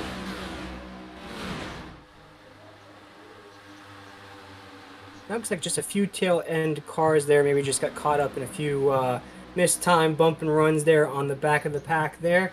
See if those cars get caught back up. I'm sure we'll see it with the speed out of these cars in the Big Show 125. It is real in that 37 machine, still leading Tim Pope right behind him. And these are two guys we saw dominate in those heat races. Definitely the 37 and Tim Pope. Definitely working together at the time. We see them dominate that heat. And who knows? They could still be there at the end. So far, we're looking here to lead pack, trying to get that second lane to go. The 93 can be seen in that first heat was very fast, trying to make moves. Yeah, he was, and he was very aggressive with those bump and runs. As the cars are digging down into four, coming back down into the front stretch here, we were seeing that bottom line tandem really stack up again. We're seeing, I believe it's about a 5 or 6 car tandem. They're at the front, holding it down on the inside lane, and that's something we saw in the heat races building up to this main event, is that inside lane, you find you some best friends, you find you some guys you want to work with, you can really have some speed and pull away from the rest of these cars. And we're seeing it, Mike. You're seeing about a 4 or 5 car tandem pull away just on that bottom lane. There's a lot of speed on that bottom lane. We saw the drivers laying down 47s from some of the times we saw out of the in-car camera views, brought to you by 10-4 Broadcasting. Man, this is a competitive race, but if there's anything for those leaders up at the top, it has to be on that outside lane. We heard from Mitchell Adams in that 69 car out of 10-4 Broadcasting, and he said that if they can build up that outside lane, become best friends, as we see them drift up the track there and get caught in that danger zone area, that is the way to go, is that top side.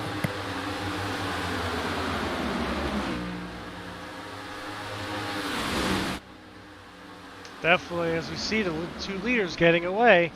However, the outside line and the inside line is definitely going to have the draft, and they will suck back up. But here's the thing: do they move up a lane, or do they stay in that same lane? We know this draft package is definitely different. As you can see here, the outside line getting that run.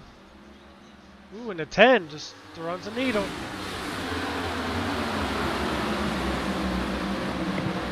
And that's one of the things you mentioned about, Mike, it's patience.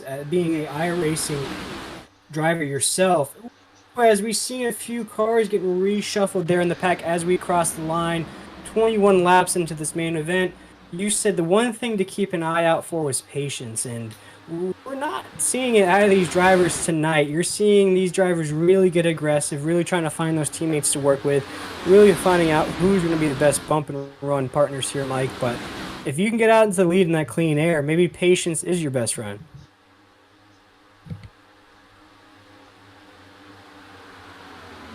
Yes, aggressiveness? I don't think so. You just gotta be patient.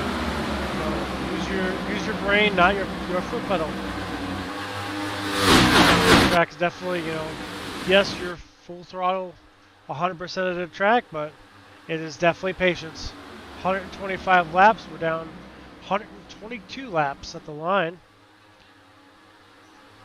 And another factor is pit stops. And we are racing 25 lap stages in this main event here tonight, Mike. So we are only 4 laps away from crowning a stage victor in this main event of the Big Show 125. And if I had to pick, as we're seeing some moves being built up on that outside lane there, we'll see if we have anything for the leaders. But we see that 39 car slide back onto that inside lane there. Maybe just kind of like played a little squirrely move there to see if he wanted to get a partner there, but he filed back in right behind the leaders. You'll see if a move is made here with 3 to go in this stage 1.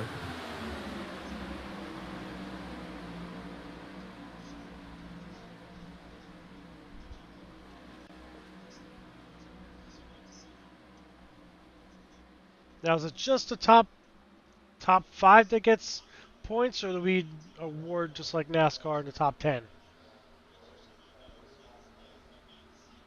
I believe it is just the winner of the stage races that get the prize. So Gotcha. each stage leader or each stage winner gets iRacing cash in their pocket. I believe it's $15. But hey, Mike, even if you don't win these stages, you can still get paid for leading some laps. You can get paid for leading the most laps. And hey, if you can just stay out there, keep your car clean, and stick to that advice that you gave these iRacing drivers of that patience, maybe you can take home that $100 prize at the end. So maybe these stages don't really mean anything for that driver that takes home the victory here tonight. Definitely. I mean, if you're going for stages, and just at least to get something, go for it. We see the 93 making a move, the 48 going with them. As we've seen the run, the 93 and the 48 had before the 37 got to the bumper. New race leader, the 93. But That is Hummel. That is Hummel in that 93, Mike. yes, another thing, as I was going to say before, new leader going back and forth, is that if you're going for stage money, go for it. But if you're going for the big prize, patience. Because as we've seen there, the 93 and the 37, back and forth in the race lead. And you have to throw that patience out the window if you want to take home that $15 in iRacing cash. We are one lap to go, heading down into 3 in stage 1 of this Big Show 125 here, sponsored by Shaw Racing. Stage 1, we're coming down out of 4 here. We'll see if anybody has a move for the leader coming down into the front stretch.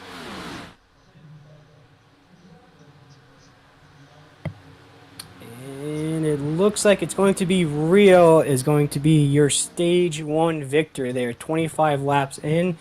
Going to take your stage 1 victory there.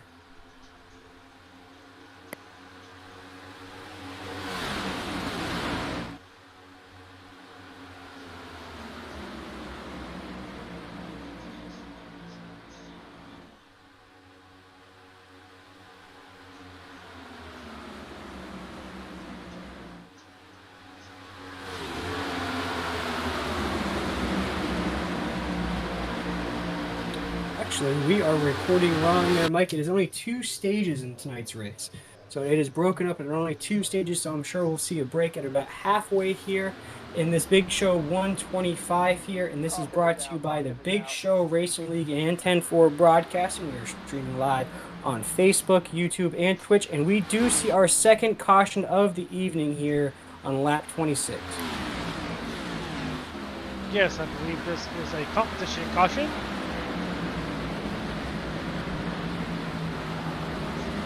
Yes, competition caution.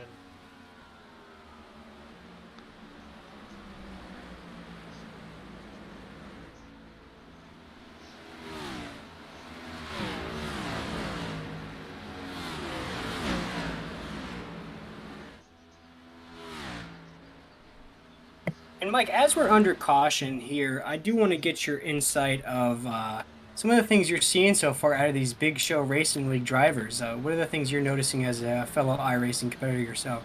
One thing I'm noticing is a lot of the lead drivers, they know how to race. We've seen the 93 being aggressive early in Heat 1. See them trying to get aggressive here in the first stage. But 37 went right by him. I think the 93 is a key winner for the later on in the race. But for the stages, I think he just needs to remain patient. Keep an eye on his fuel, making sure he's got friends out there that he can work with for later in the run. Still got a little bit under 100 laps to go, so definitely going to be key here late in the race. Oh yeah, definitely. And there are a lot of things to keep an eye out for here towards the end of the race here, as we are still under caution. 27 laps into this main event here, the Big Show 125. And as we were waiting to resume this green flag action here, I'll see if I can't get a driver to speak with us. Maybe Michael Willie, who is registering P3 right now. See if I can't get him in here for an interview, Mike.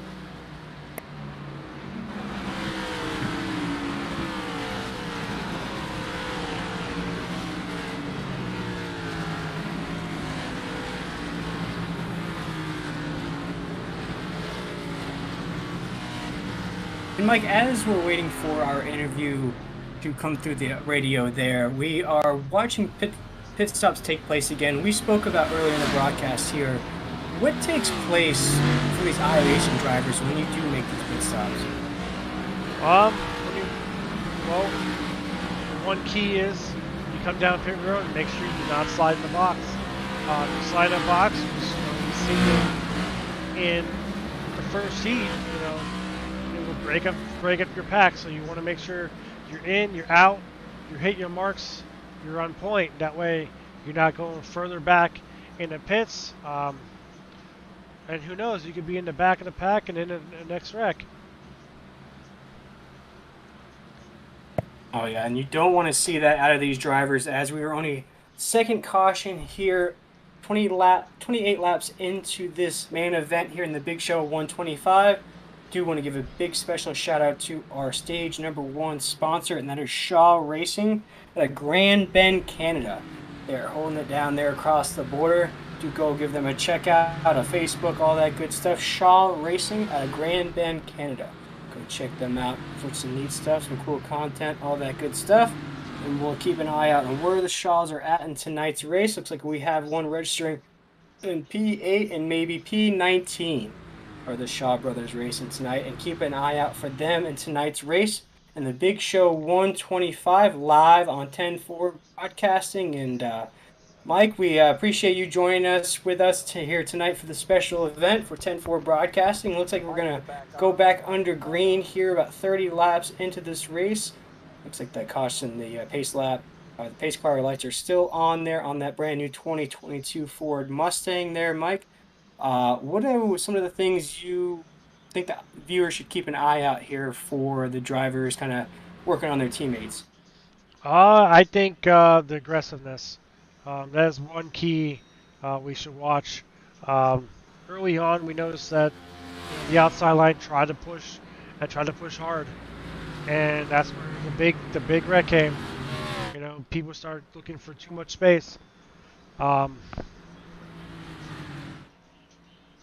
Another thing to watch out is can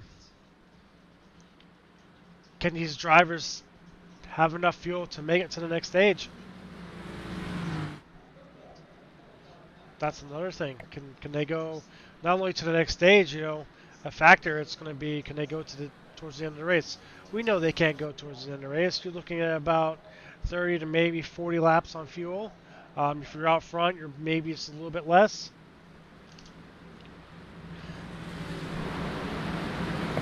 Yeah, and only 2 stages in this race tonight, Mike. This is going to be a shootout until you get that break again about halfway of this 125-lap main event here for the Big Show Racing League and the Big Show 125. And this stage number 1 is sponsored by Shaw Racing.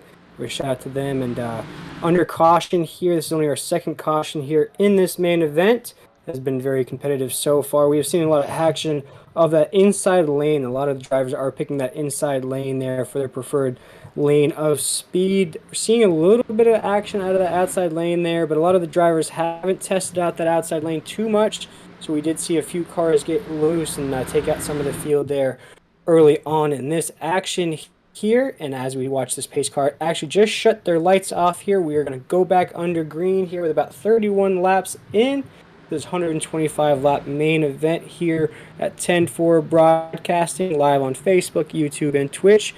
And we are happy to be here for the Big Show Racing League, and these are some competitive drivers here, and that is one of the drivers to keep an eye out for in P2 there, Sylvian Tygoon. He joined us on our countdown to green show here today. He's racing across the border as well, as we see that 2022 Ford Mustang start to peel off from the field, and we're going to go back under green. I don't know if it's 2022. I think I've seen that car long enough, to be honest with you. Whatever year it is, it's better than whatever car I have, that's for sure.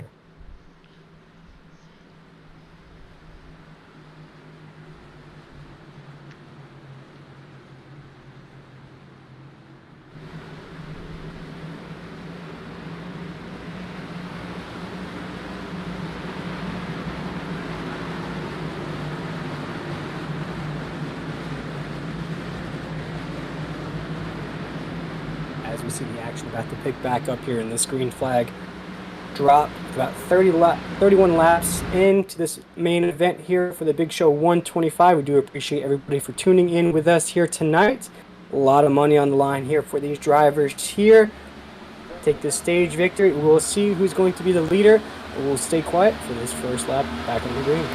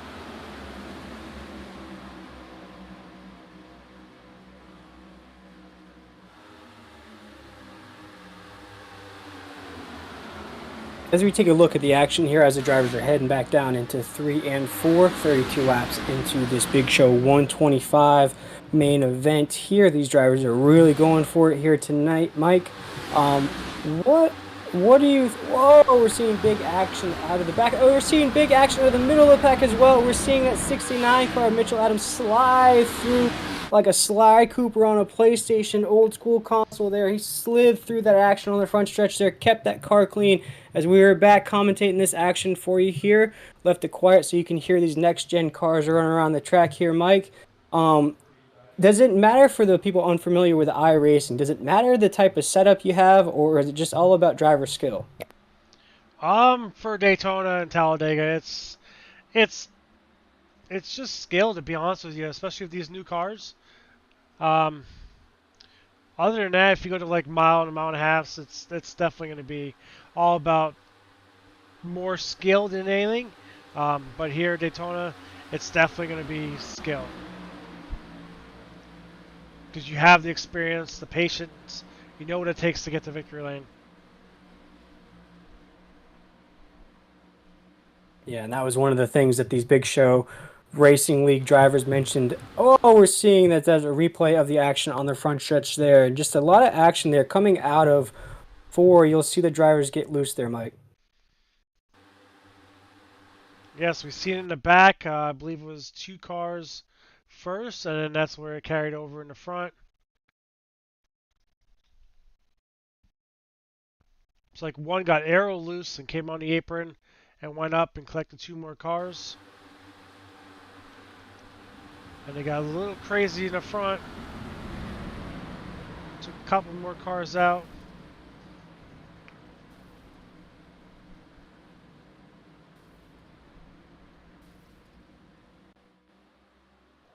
Definitely back up front though.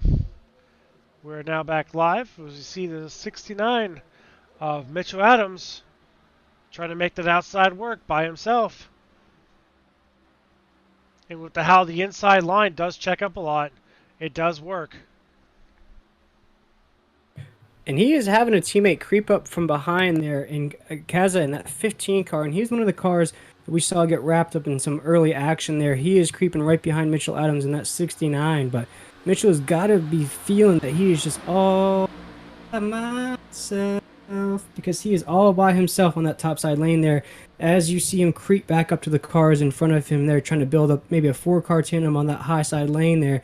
But he is all by himself there, trying to creep up there, see if he has enough speed to maybe make a move for the lead. Looks like some friends went out there and joined him as he watched down the backstretch. We've got some more cars on the outside. I believe they could do it. The inside line. Yeah, anything's possible at Daytona, Michael. Yeah, you'll see the inside checking up a lot. as we see one car dipping down the pit road. But the checking up on the inside definitely makes the outside run faster. And as we see everybody coming down front stretch, turn 1 is that ice side starting to pick up.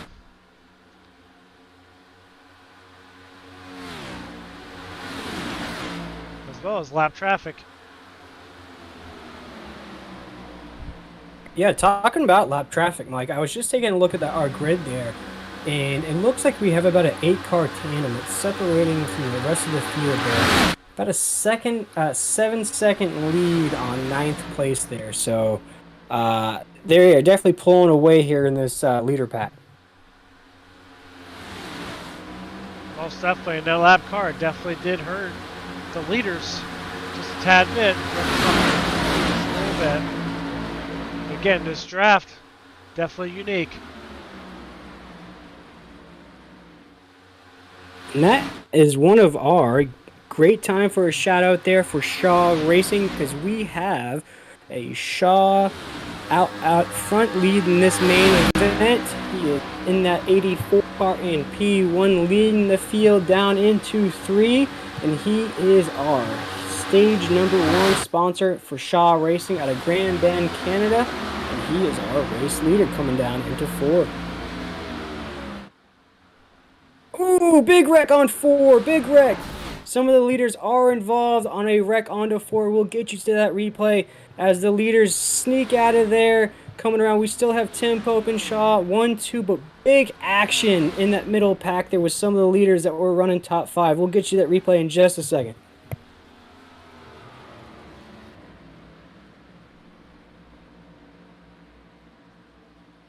Man, there was some really awesome drivers caught up in that event, and we've seen it all night long here, Mike. Coming out of 4, there's a lot of speed. You got to make sure you handle that car just right coming out of 4. If you don't, you're going to get caught up, or you're going to catch somebody else up, and you're getting loose coming out of 4, and we saw it, and there was a lot of cars, a lot of speed caught up in that event. But we've seen it in this Big Show 125 main event here, that if you get caught up in something, you still have an opportunity to maybe make some money or even take home that race victory here tonight. So we'll see if any of those cars caught up in that event can make it back up to the lead pack. Definitely. I'm trying to bring it up, so bear with me. Caution's out. Caution's out. As we do have a caution. It's like a competition caution. There we go. We do have a Yep. We have that replay for you if you want to run through the viewers through this replay, Mike.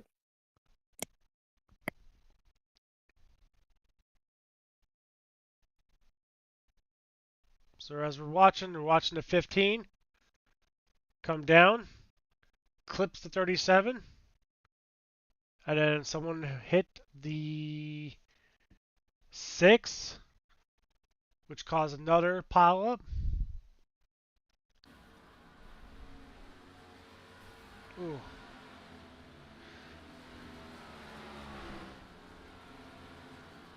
And that rec replay is brought to you by 10-4 Broadcasting. We appreciate that replay, Mike. And it's unfortunate. There is a lot of speed coming out of 3 and 4 there. And if you don't hit it just right, you can take somebody out. But as we're under caution here, we do love to give the viewers here at 10-4 Broadcasting all the great content we can provide. And as we love to do, we are checking in with one of our drivers in the race here. We are speaking with Landon Gentry. Landon, this is Will and Mike up in the booth. Do you have a copy? Yes, I do. Hey, man, it's a competitive race so far. We saw you in the heat. Kind of just keep it clean and keep it cool leading into this main event. What's your strategy so far in this main event? Just try to pit on every caution. Try to keep as much fuel in the car as possible, and just try to be good on if we do get to green flag stops later on. Yeah, definitely. We're seeing each driver kind of figure out which line works best for them. What are you feeling like is the best line for you so far early on in this race? I would say the bottom. Not much people have been trying out the top. I think they're just trying to keep it clean till later on. But I would say the bottom as of right now. Bottom line is the way to go there. And as we see you guys making some pit stops here, we're speaking with Landon Gentry, the driver of the number 33 car. He is I'd say a young hotshot here in this Big Show Racing League here in Landon, what can we look out for you in this rest of the race here? What can we expect from you in that 33 car? I'm gonna try to get to the front here soon. I was trying earlier, but just no one would come to the top. It just kind of died out. But I think I'm gonna gain a few spots here on pit lane. It looks like.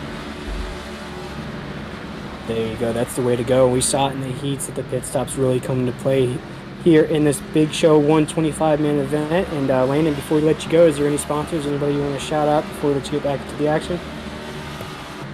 Nope. So there you go, Landon. We'll let you get back to it, man. And good luck the rest of the way. And hopefully you take home a stage victory and maybe that grand victory at the end. Yep. And before I leave,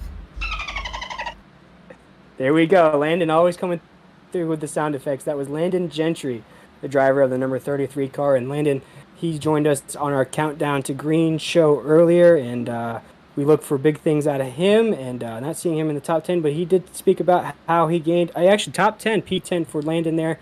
Gained a lot of positions there coming out of pit road. So keep an eye out for him, and he can really take home this victory, Mike. He is one driver I would say to keep an eye out there on P10.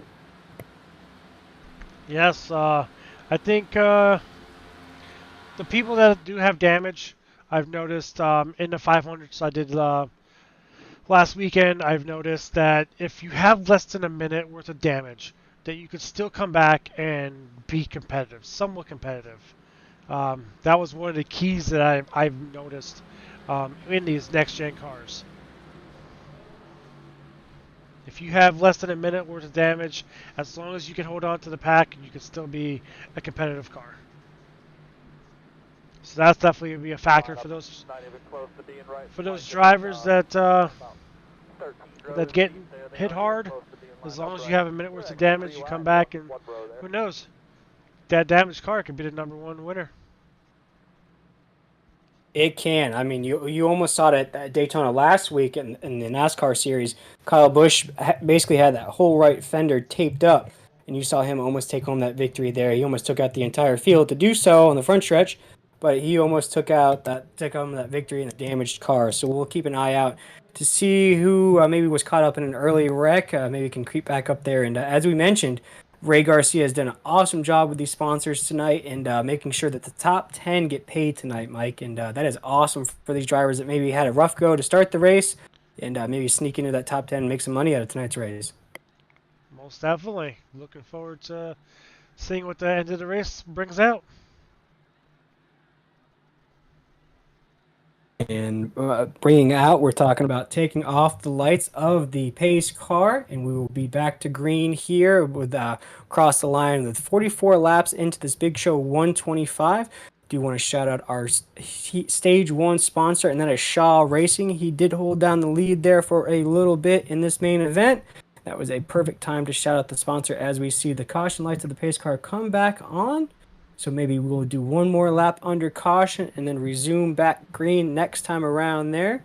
Do want to give a shout out to everybody tuning in tonight to 10-4 Broadcasting. If you are liking what you are seeing tonight out of our streaming software and all that good stuff, bringing you one of these awesome broadcasts of all this racing action that you love to see. Go check us out on Facebook, YouTube, Twitch, all those good places. Follow us, give us a like. Stay up to date with all the iRacing action that we bring you. Not only do we broadcast the Big Show Racing League events for Ray Garcia, we also do a Super Speedway event on Wednesday nights at 8:30 Eastern. Tune into that if you like some competitive Super Speedway racing. And man, this has been an event so far, Mike, and I am curious to see who's going to take home that iRacing cash tonight. Definitely, as we see, track temperature 69 degrees with the weather at 60 degrees, which means these cars can definitely push longer because it's definitely cooler. Exactly. For the viewers that tuned into our Countdown to Green show live on Facebook earlier in the day here, that's one of the things that Ray Garcia had mentioned, the architect or the commissioner, if you will, of this Big Show Racing League, is how are the drivers going to adjust and figure out this temperature change? Because as he mentioned during qualifying in the heat races, this is going to be daylight, and as you progress later onto the race, as you just mentioned, Mike, the track temperature has gone down. So maybe you'll see some different strategies being played out here towards the end of the race. Most definitely.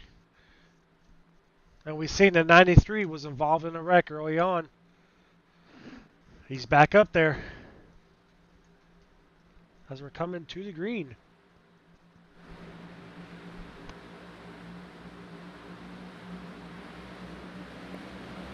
And as the leaders take the green flag, we will stay quiet for that lap to give you guys all that race action.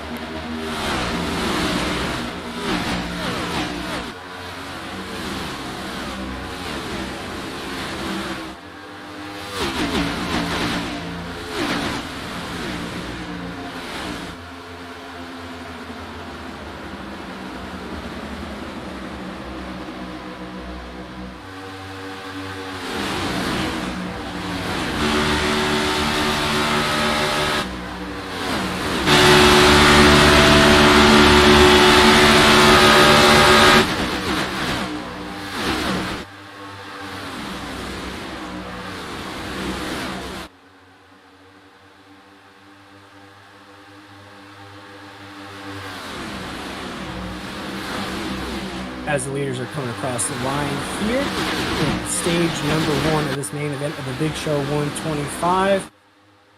Not much change in the lead, not much change in strategy so far in this race. The leaders are still racing that inside lane there, tandem style. Looks like we have a 3-car tandem that's starting to pull away from the leaders a little bit there at the front of the pack. There's still Timothy Pope. That is one of the names that Ray Garcia mentioned in our Countdown to Green broadcast today. Live on Facebook is Timothy Pope was the first name that he actually mentioned, Mike, to keep an eye out for. It's one of the consistent drivers there in the Big Show Racing League. Driver that's really put in the work, that's really practiced, that's really honed in his skills.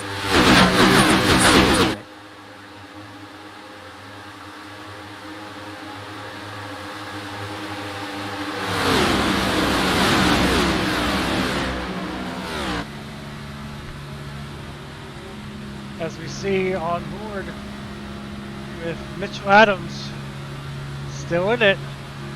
We've seen him get hard to inside wall. But again, the inside line is tracking up, which makes that outside line very dangerous. It really does, Mike. And talk about checking up. You saw Mitchell Adams really have to check up a lot there to avoid really going right into the back of the bumper there. That car in front of him, and that's one of the things we've seen so far in these heat races, and we're going to see a lot of that as next gen cars is that throttle control, whether or not you can control how much throttle, because you're going to have speed, there's no doubt about it. If you got the right chassis, you got the right adjustments, you got the right everything going on, the speed's going to be there. It's whether or not you can tame the beast and make sure you keep that car clean.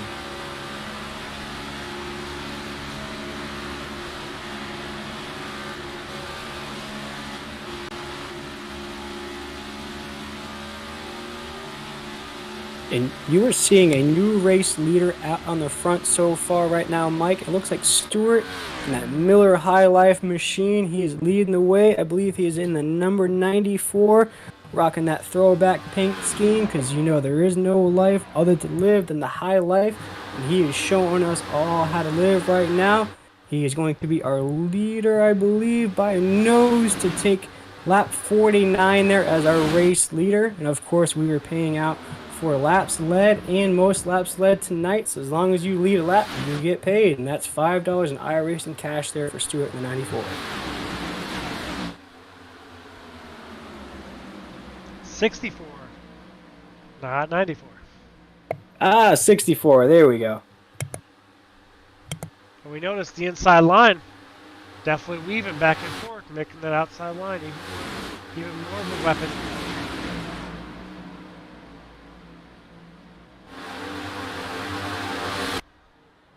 '93. I think the 93 is going to be your leader here at the line. 64 still had it. Outside line starting to break up. Oh, we see problems back. Yeah, big action from the back of the pack there. You've seen it in tonight's race. You've seen those back of the cars, back of the pack cars really have that issue there in the back. Oh, hard hit. Hard hit into that inside wall there. as we take a look at the action there, it's still Stewart leading the pack there on that inside lane there. And that inside lane has been the way to go here. We spoke with Landon Gentry just a little while ago, and he was speaking about how nobody really wants to work on that high side yet. He wanting to try it out. He wants to dip his toes in the water, see how the water feels a little bit. But we are under caution here in lap 51 in this main event of the Big Show 125. And I believe there's no action on the track, Mike. Is that another competitive caution? Yes, it is. We do have a Service Master Clean caution.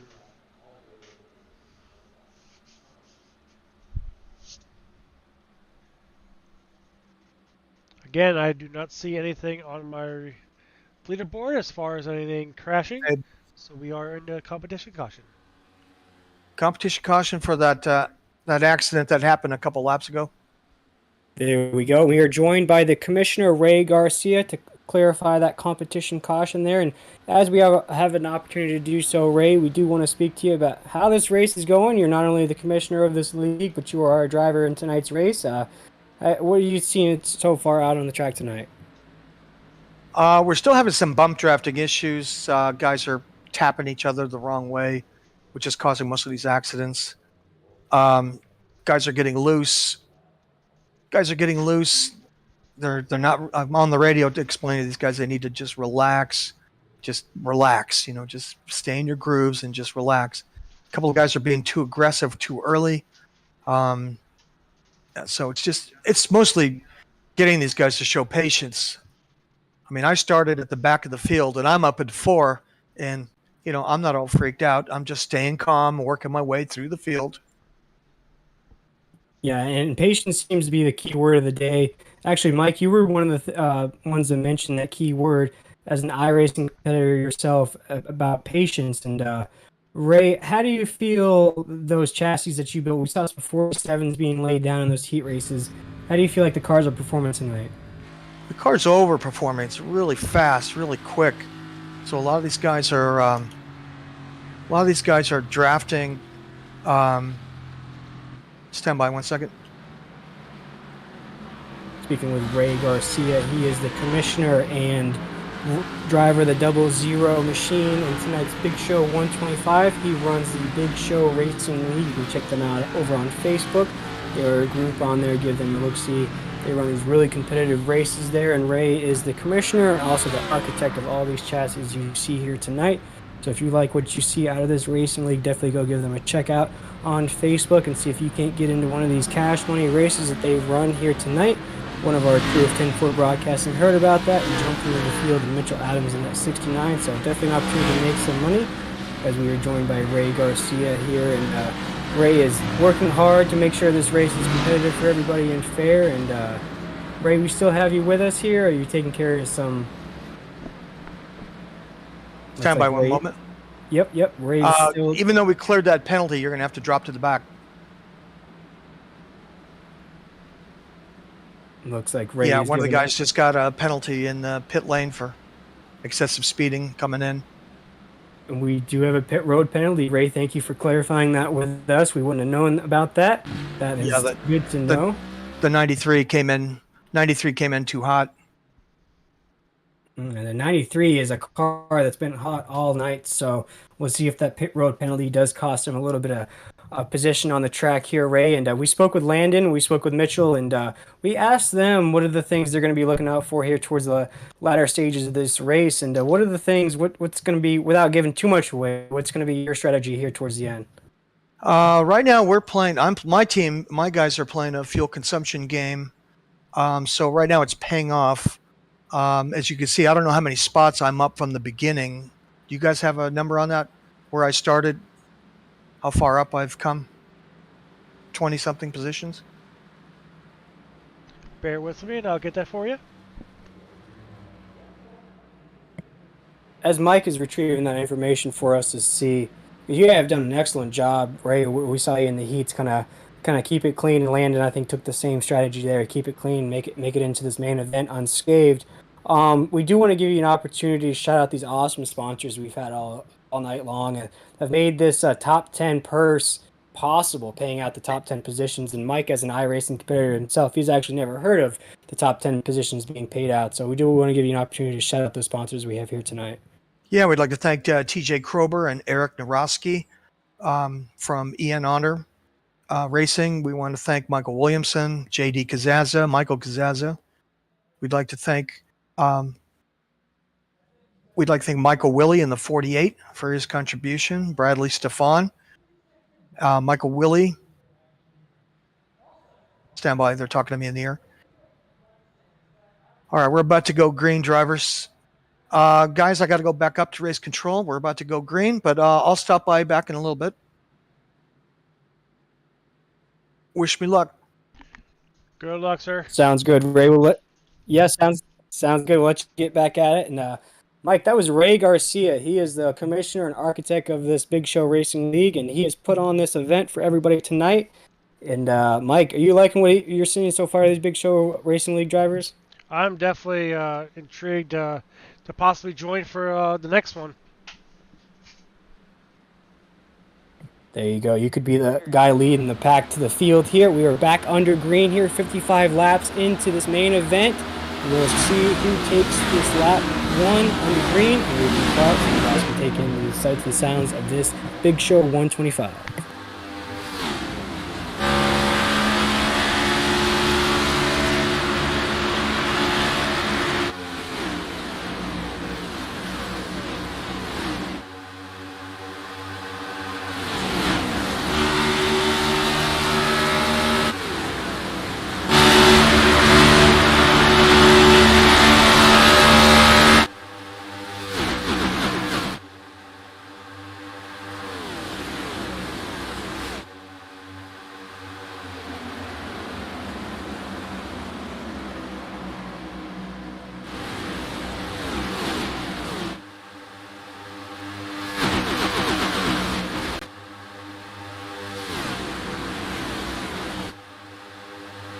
We are 56 laps into this main event here for the Big Show 125.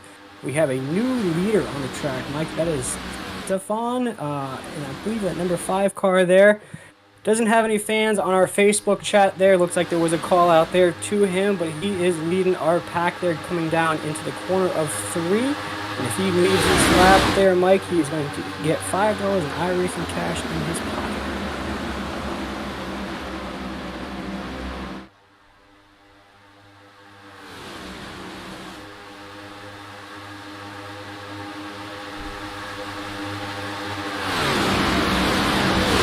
Just became $5 in iRacing cash richer, Mike. And as we're watching the action here take place, we were about 57 laps into this main event here in the Big Show 125 live on 10-4 Broadcasting. And Mike, we're seeing that inside lane really be the preferred choice of these drivers here. And as a iRacing competitor yourself, what do you think it's been so far that makes that inside lane so preferable for the drivers tonight?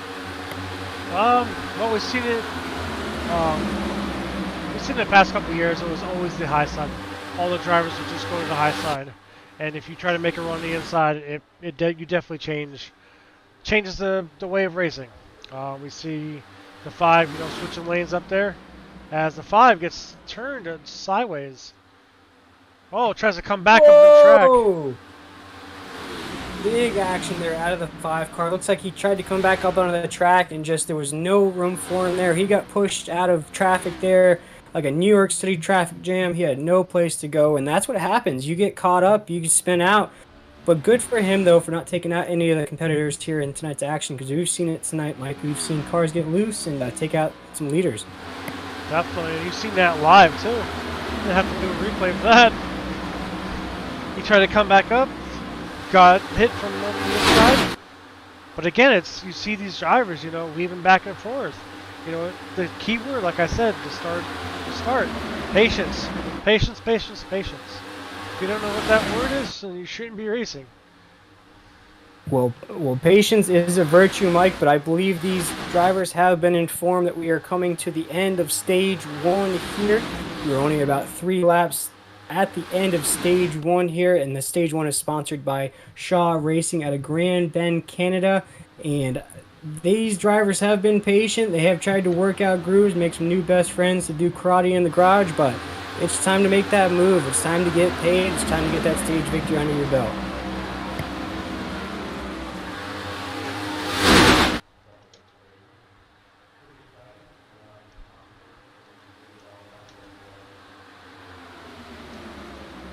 and you see a car get shuffled out of the line there, and that's going to happen in these next-gen cars. If you get pushed out of the line,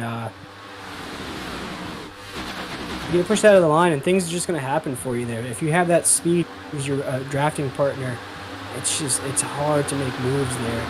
But as you see, we're going to have about 2 or 3 laps here to go in Stage 1, sponsored by Shaw Racing out of Grand Bend, Canada. And a lot of action there at the front there, Mike, and it's still Stewart as our race leader there, living the high life in that Miller High Life machine. He is holding it down there. Inside lane tandem, and he has Forsyth right behind him in P2 and Michael Willie in P3.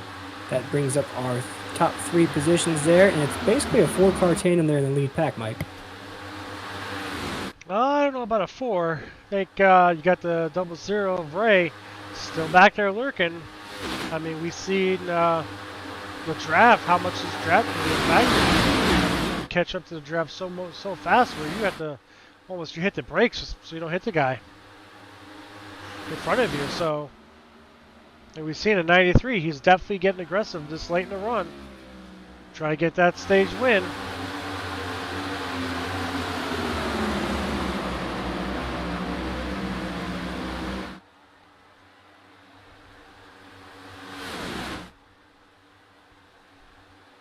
New leader at 93.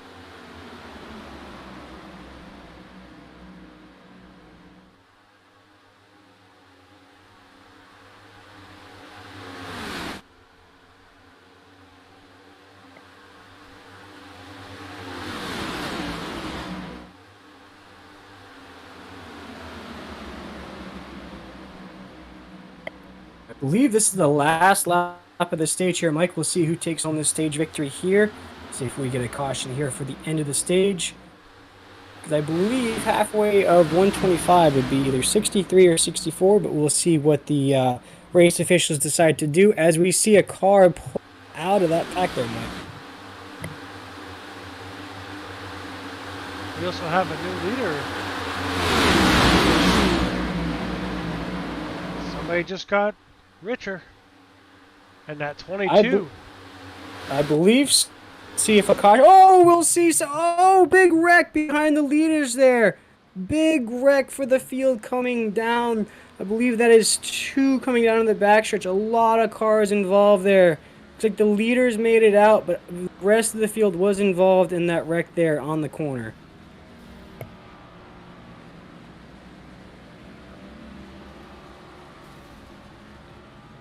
As you see Ray Garcia in that 00 car racing with his Big Show, the Big Show Racing League logo on the side. He is spinning out on the backstretch there. We are 63 laps into this main event for the Big Show 125. And that was no caution. We're going to see if we can bring a replay up.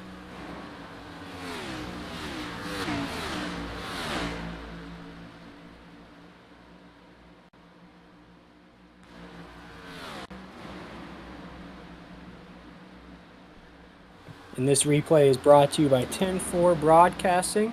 If you are liking what you are seeing tonight, definitely go give us a look-see on Facebook, YouTube. Oh my goodness gracious, look at that wreck, Mike.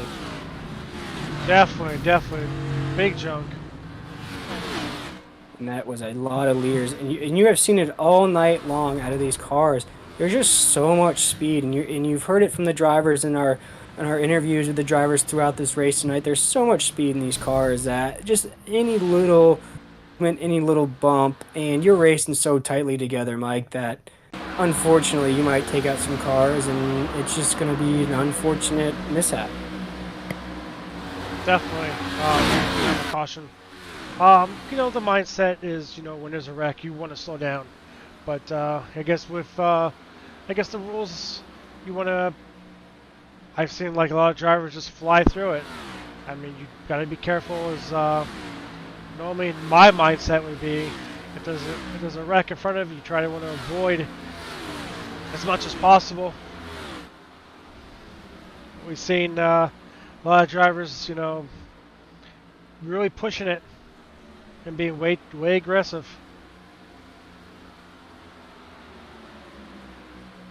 Yeah, but you got to do that to take home that cash tonight. Because although this is fun, this is competitive, this is a hobby for most. There are some money on the line tonight here, Mike, and they are racing for that cash money.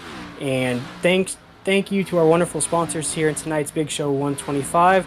They have made it possible to pay out the top 10 positions in tonight's race. So that's something you don't usually see in these competitive racing for iRacing, but definitely a thing to keep a lookout for tonight. That has we have an opportunity to do so. Definitely want to shout out our Stage 1 sponsor, that is Shaw Racing of Grand Bend, Canada. They are our Stage 1 sponsors here, and I was trying to see if I could get one of the Shaws to join us for an interview here, but I know they are very busy trying to hold it down here in tonight's race, and we were seeing very competitive racing out of that 84, and hopefully his relative can sneak up there with him and get something done here for this victory, as we are still under caution here in the Big Show 125, live on 10-4 broadcasting on YouTube, Facebook, and Twitch. And Mike, this has been fun for us up in the booth. I can only imagine what it's like for these drivers behind the wheel. Oh, definitely. Definitely gonna see some people coming down pit road. And we are. Pit stops here. Now, the one thing that I noticed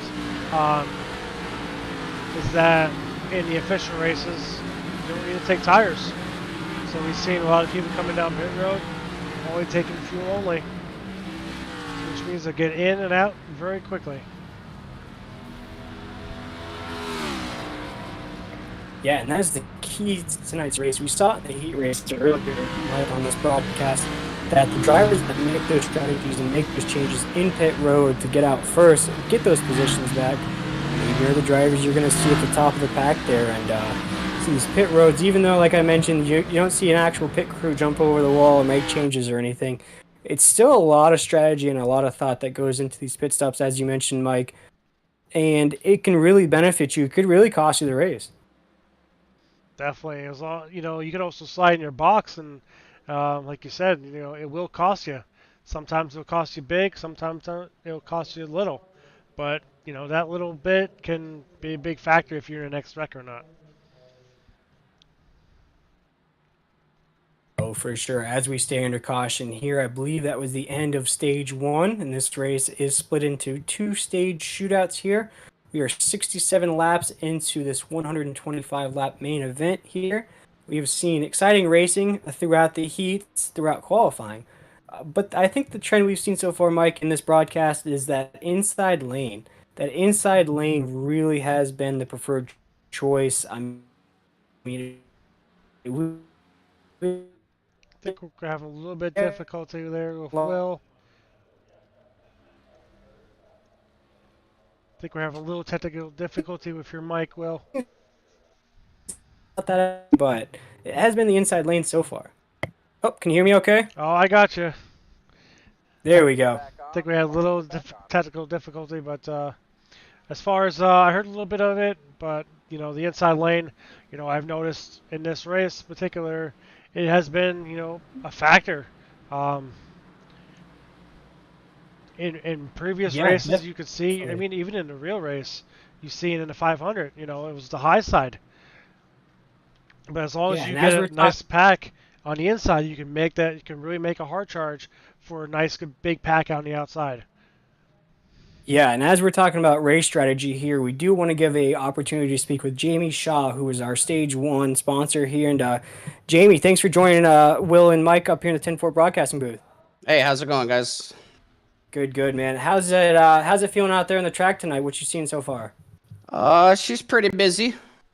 People need to stay in line a little better, and we can finish this race a little cleaner. Oh man, Well, getting a little aggressive. Oh yeah, that's we've racing seen for you. Oh yeah, definitely. We've seen it, and I know Ray's talked about how these the new gen cars, the front fenders can really come into play here when you're trying to bump draft a little bit there. And Jamie, what do you think the strategy is going to be so far towards the end of this race? We're seeing that inside lane be the preferred choice. Do you think that's going to play out the rest? I think the outside lane's a little better, to be honest. You can get a better run. As soon as it's not going to pay to lead this race because you're going to get passed. That draft is just too powerful when you link up with somebody. Yeah, we've seen it so far. And Jamie, we couldn't let you go without letting you give an opportunity to speak about your sponsor of the Stage 1 here. Maybe give you an opportunity to talk about Shaw Racing a little bit. It's just father and son racing team. The old man and I get together and get on here and race together. That's about it. Oh man, I remember hopping on Gears of War with my dad, so I can only imagine how cool this is to race these iRacing races with your dad. Yeah, he's right in front of me right now, so we're gonna try and link up here. That's it, a little bit of shake and bake action, and That's it. that's it, man. And again, we want to thank you for sponsoring our Stage 1. You make it possible for all these drivers to get paid tonight, and thanks to you and thanks to other sponsors tonight, it's going to be the top 10 that get paid tonight. And Jamie, we'll let you get back to it, man, and good luck the rest of the way. All right, thanks a lot, guys. Appreciate it. No problem. That was Jamie Shaw, Mike, and he was our sponsor of the Stage 1 here tonight. And big things out of that father-son racing team here tonight. We're seeing speed out of those Shaw cars, that's for sure. Most definitely. I believe I seen Jeremy up there before the big wreck happened. He got floated back a little bit. I think we're getting ready to go green, I believe. Nope. Got one more lap. I don't know if you want to pull somebody else down. We can give a quick talk. See how the race is going. Yeah, we'll see who else we can get in here for an interview to see who wants to chat with us here on the Big Show 125 live broadcast here. Brought to you by 10-4 Broadcasting. We'll see who wants to jump in here with us and chat. See if we can't get Michael Willie to chat with us here in tonight's race. Scroll down. Let's see if I can't get him in here for us here. And as I'm doing that, Mike, take the viewers maybe through what we've seen so far in tonight's race. Wow, we saw a lot of excitement, action. Seen a lot of chaos and a lot of craziness. I don't know if Mr. Willie would be interested in coming down since we're getting ready to go green here shortly. I don't want to distract him as far as if he's got a teammate nearby. But as far as this race, you've seen a 93, you've seen the 69 up there, the 88. Pope was up there early on, but then got taken out in the wreck. Like I said earlier, you know, if you got damage, damage doesn't really do much, to be honest with you. If you have more than a minute of damage, you can still be a factor in this race as long as you have less than a minute. You can probably come up here and win this race. So that first place prize, you know, it's anybody's game still.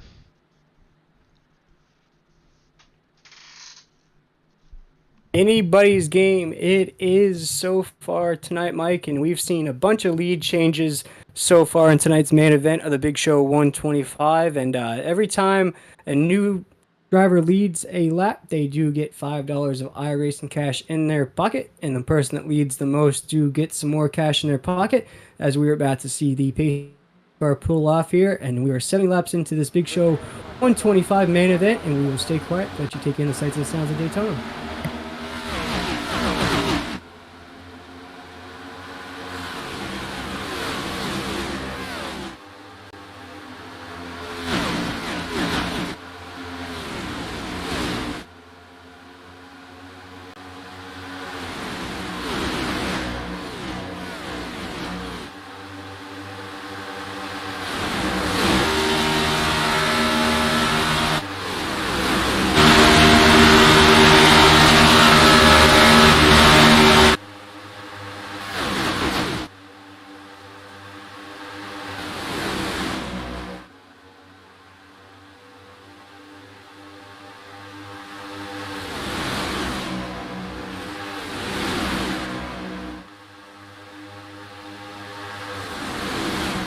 And as the drivers take the line, 72 laps into this main event of the Big Show 125 live on 10-4 Broadcasting on Facebook and YouTube, we are seeing Hummel dominating that top position like he did in the heat races, like he's done most of this race tonight.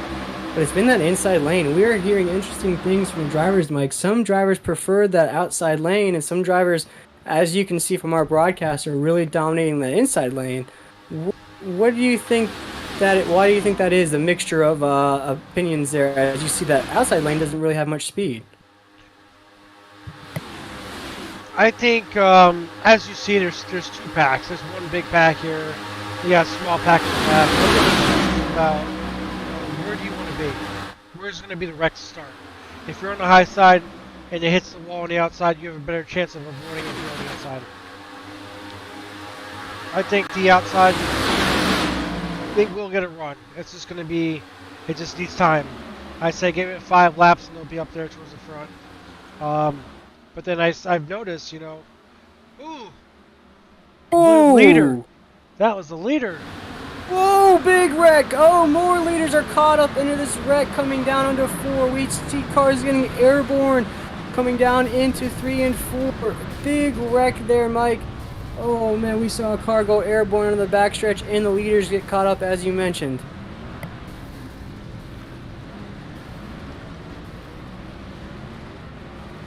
Let's see if we can get a replay. Wow, Mike, and as you're getting that 10-4 broadcasting replay revved up for us here, that is going to shake up this field a lot. We will get you that grid when everything shakes out to give you who the race leader is after that big wreck on the coming into 3 and 4 there. We saw a lot of cars. We saw a car get airborne on the backstretch to start things off in that action. And then as that continued, you saw cars starting to get loose coming down into 3. And we know with these next-gen cars, Mike, once you get loose, there's no saving them. No, not at all. We notice here, we're looking at the 22. The wrong spot, which sent him into the wall. Let's see if I can change this camera view quick. Go to the nose. There we go. There we go. Right rear. Started the big one. And unfortunately, that was one of the things we had spoke about early on in our broadcast, and what Ray Garcia had actually mentioned about on our Countdown to Green show today live on Facebook, was that with these next-gen cars, all of those front fenders are different. So you really have to pay attention to where you're bump drafting. Maybe it's not called bump drafting anymore, just where you're going to decide to bump somebody, where you're going to tandem up at, because as we saw in that replay, Mike, he caught him on that quarter panel, and we know from these next-gen cars that if you catch him anywhere, if you don't catch him square, you're going to send somebody in the wall. Definitely, and we were talking about it during the first heat that the back ends are not firm with the front of the nose. They're not straight, they're now curved. So the wrong spot, you hit them, and it'll be sent them in the wall. We just seen that with the 93. Oh man, Mike, we are under our, I believe, 6th caution of the night here, Mike, and as they send out the cleanup crews to pick up this caution, I do want to give a shout out to our Stage 2 sponsor, and that is T&S Transportation Services. They are the crew that would probably be coming out to clean up all that wreckage, or maybe just they care about your cargo, so they will transport anything you might need. That is TS Transport Services. There's a phone number up on the broadcast for you there if you want to go give them a shout. Maybe check them out on Facebook. That's TS Transport Services LLC. They care about your cargo, and as we saw there was a lot of carnage and cargo that was messed up in that wreck there. And hey, if you go do business with TNS transport your stuff a little bit better than the drivers of their cars. I think we're having a little technical difficulties again with you, but I got you there towards the end. We do have some people coming down Pit Road. Getting top off with fuel, maybe some damage fixed. And you mentioned, Mike, as these pit stops are virtual pit stops, there are a lot of things that come into play in these stops. Definitely. Not sliding into a box. We heard with Ray, when he was coming down Pit Road, he slid into his box and turned to 93. Caught speeding on entrance. The little things definitely hurt the race. No doubt, Mike, and the little things do cost you, and one of the key words of tonight's race has been patient. But as we await the green flag to resume here in the Big Show 125, I'm going to see if I can't get a driver interview for us right now. Get them down into the broadcast channel here, see if we can't get a driver in tonight's race to speak with us. If we can't get down there.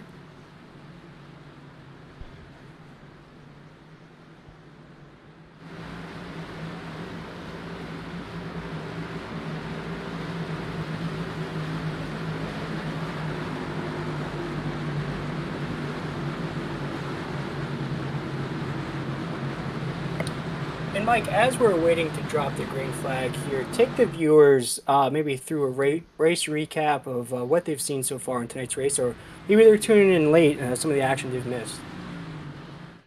Oh boy, race recap. Let's see if I can do that. The one thing we noticed, you Daytona, Talladega. What's the first thing that's going to come to mind? Wrecks. You're going to see wrecks. You're going to see racing. Early on, we had definitely some competitive cars.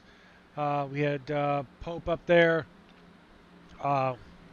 We had Mitchell Adams. A lot of these big names up there. Early on, aggressiveness was the key early on. We hearing people saying the 93, the 5. Just pretty fast. But the one thing is the aggressiveness. Early on that was the key word. Now it's starting to get, how long can you last? People have to work in the morning. How long are you gonna stay and survive at this point? So I don't think it's gonna be the new key to the races. I think gonna be survival. Patience, I think, went out the window. Patience is the key, and survival is the key. And before the green flag drops here, we do have Greg blazing in here for a quick shout out. You got a copy up here in the 10-4 broadcasting booth there, Greg? Yeah, I got you guys. Awesome, man. You have done a great job to climb up to the lead there right before the green flag drops. What do you think is going to be strategy to hold that lead down? I just need some help from behind, so that's what it's going to take. Do you think linking up with somebody, what kind of line are you going to run here when the green flag drops? Just going to stay low and hope for the best. There you go, Greg. Well, maybe we'll speak to you soon here, and good luck the rest of the way. Yep, I lost a guy behind me already. There's Greg blazing, driver of the number 23 machine. Quick chat with him as he's leading the field down into 1 and 2, going down into the backstretch. He is our race leader right now, and he's clear out, leading that pack into the backstretch. Just like we heard Greg say, lost somebody on. Ooh, we just seen the 93 turned 2 cars, and another big wreck.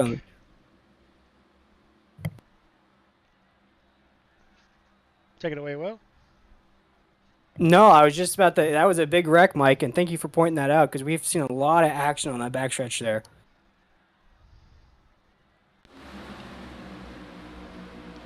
Catch replay presented by 10-4 Broadcasting. Caution's out. Caution's out. Caution's out.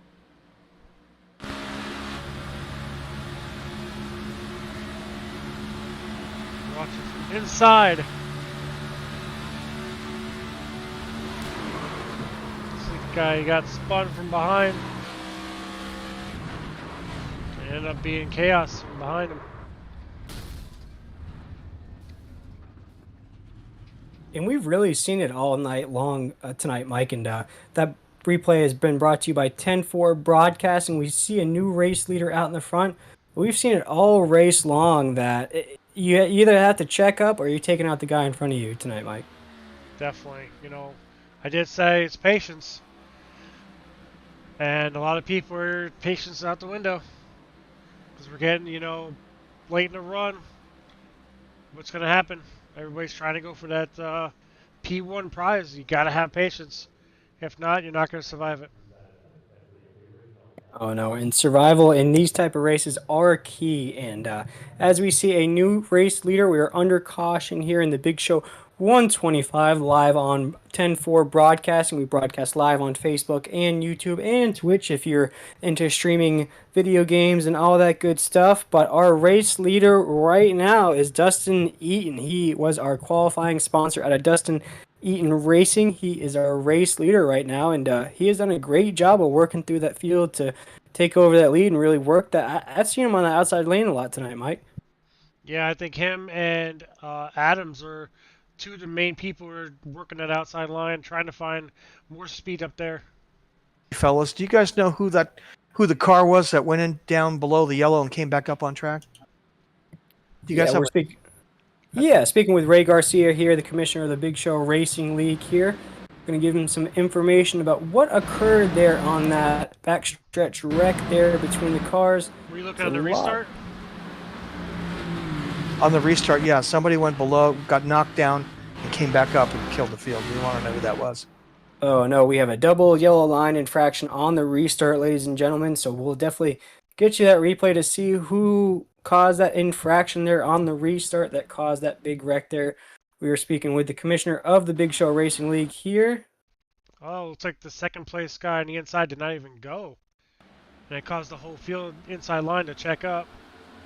Yeah, we might have had a case of spinning the tires there on the restart a little bit.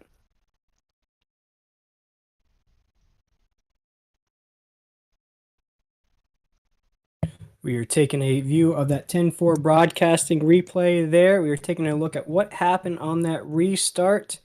As we were seeing, it may have been that second place car there, maybe just spun the tires a little bit on that restart. And we've seen with the speed in these cars that it's hard to avoid anything. Oh, yeah. He got bumped from behind. The 728 bumped him. Went on the apron.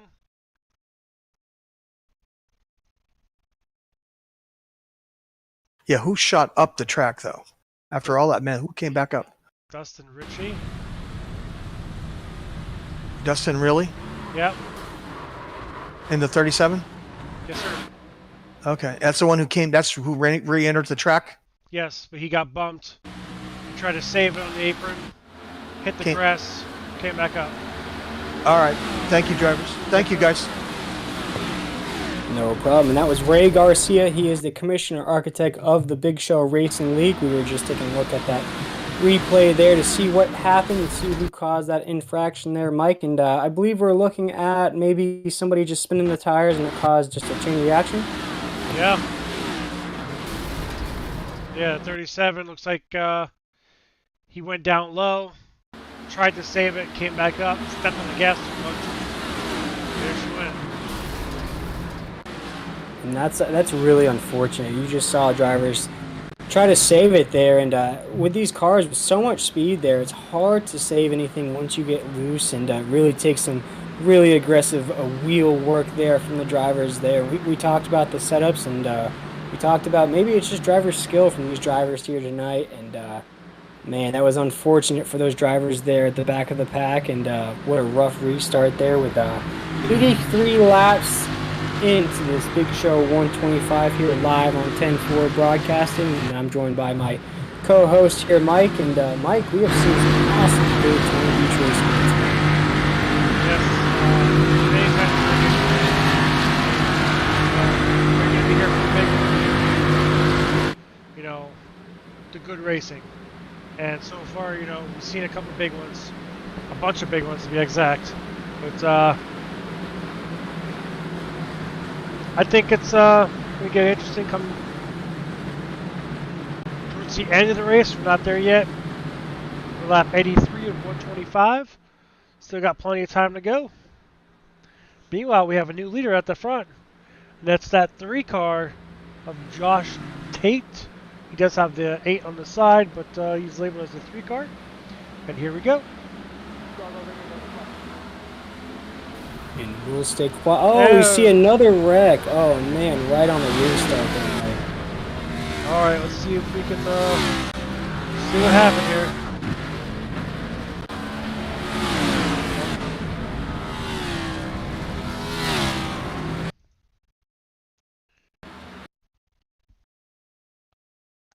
Think we see it already starting.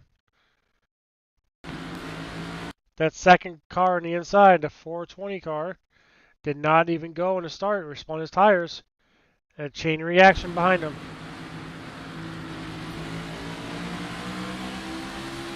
And that's 2 restarts in a row. You're seeing that from spinning the tires here, and I'm not sure what's causing that there, Mike, on the front stretch. Honestly, that I do not know. To be honest with you. Looking at it from the spotter stand view.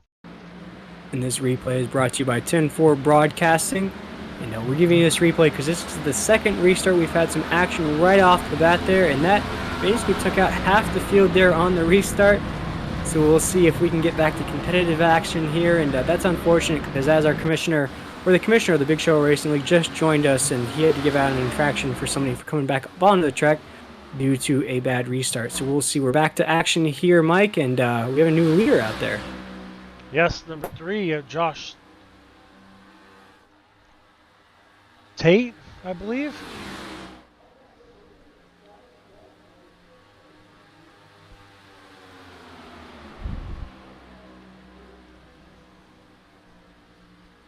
We are seeing some different names that we haven't been calling out at all tonight, Mike. Some names that have snuck up there, have basically formed a 5-car tandem and have pulled away from the rest of this field there. If the grid's serving us correctly here, they got about a 6-second lead on, I believe that's 6th place, and then 6th place that is Landon Gentry. They got about 7 seconds now, building up more of a distance as this race progresses here. And I think it's going to take one of those cautions or something to kind of build these cars back up as they dig down into 3. I think, from my experiences, even though there's 5 cars in the front pack, if these cars all, single file up, they will catch the front pack. But they have to, stop racing side by side and get single file, and they will catch that pack. In the second pack, you see names like Landon Gentry, like we talked earlier, Ray Garcia, Mitchell Adams in this pack, Timothy Pope. If they get single file, as we see, 2 people just crashed. This was the lead pack too. Second and third place. This is definitely going to be a game changer. As we see the top 2 cars there wreck on the backstretch, Mike, that backstretch has been... Ooh! As you see, that car barely missed that second pack that was coming fast and in a hurry. Man, that backstretch is collecting a lot of these drivers tonight here, but as we talked about, it's patience, it's survival, it's whether or not you can keep that car clean, you can keep the right moves, you can figure out what to do here. As we see the leaders, I believe that Huskins now is our race leader here, and just a reminder to our viewers, if you lead a lap in tonight's race, you do get $5 in iRacing cash, so if you can keep your car out front there for 1 lap, you can get some cash in your pocket.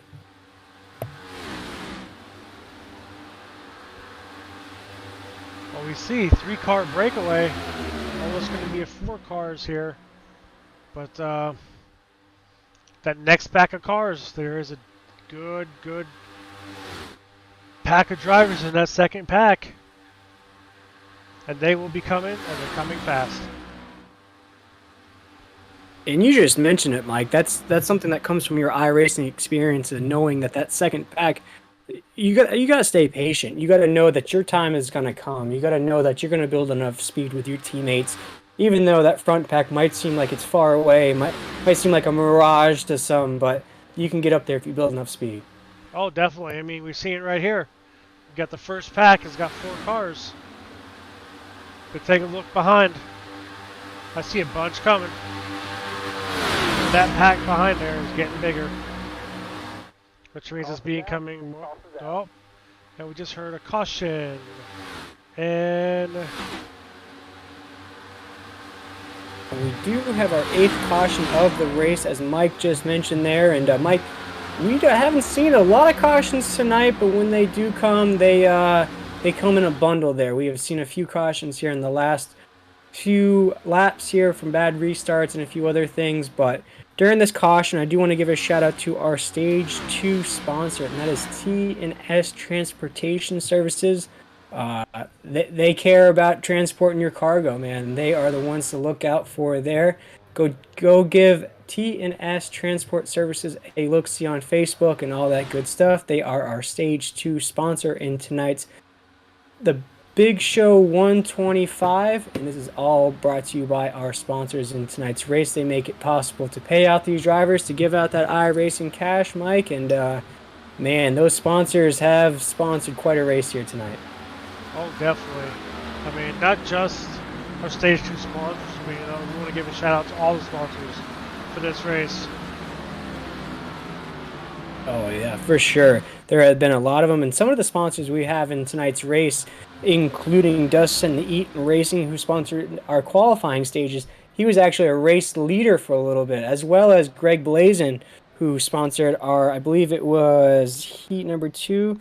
He was leading the race at one point, so a lot of big racing from our sponsors in tonight's event here, and I love to see that the drivers are representing their teams and their companies in tonight's race and really giving back to these drivers. You know, whether or not they win or not, they're really giving back to this league, and you love to see it from our sponsors in tonight's race.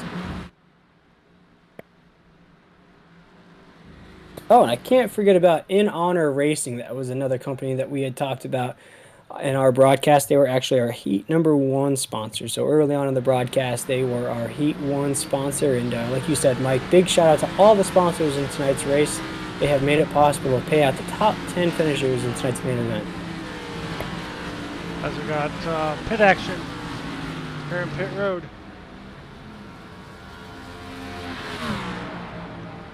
If I'm not mistaken, is this weather set to four times weather? Because I just swore I just seen it daytime earlier.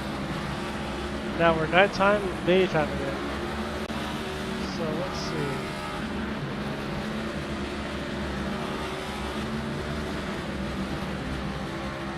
I'm really enjoying these pit stops, Mike, and I've seen it throughout the heats and throughout the main event stages tonight. You're really seeing a reshuffle of the field, and I know a lot of racing fans and a lot of NASCAR fans don't really like it when the field gets, really fanned out, and you see tandems really take the race away from the rest of the field. But what I've really noticed in these pit stops with these drivers is that the field really tends to reshuffle. As we spoke with Landon Gentry there, we had him on the call there as he was making a pit stop, and he was excited to gain some positions through his pit stop. So even though it's a virtual pit stop, there's not a pit crew that jumps over the wall. There are a lot of things that come into play in these pit stops, and I'm really interested to see how the field reshuffles after those pit stops.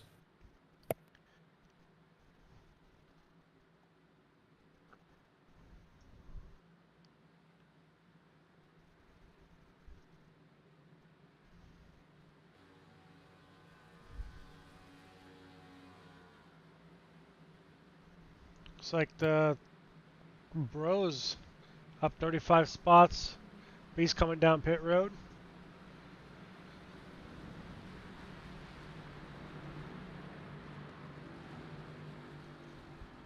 Your new leader again.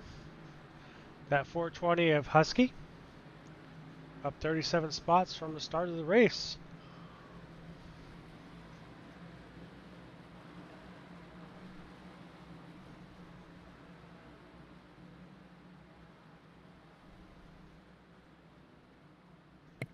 Yeah, and one of our other series, we have a sponsor there that is a Tasmanian Devil is their main logo there, and I like to call it the Tasmanian Devil biggest mover of the race, and we saw it right there. And Landon Gentry, one of the drivers of the number 33 car there, he mentioned how you can get in a lot of spots from these pit stops, and we saw it right there. I'm like, gosh, that was, what'd you mention, 33 positions? From the start of the race. Oh man, what a biggest mover there. Now he's leading the race, and as we mentioned during this broadcast, as long as you lead a lap, you bank $5 in iRacing cash to your pocket. So as long as he can keep that car out front, lead that lap, you can get paid. We were going to go green, but looks like the caution lights have come back on. And as we're under caution, I do love giving this opportunity to everybody that's tuning in tonight, whether you're tuning in through YouTube or Facebook, to shout out your favorite drivers. Which driver are you tuning in to here tonight?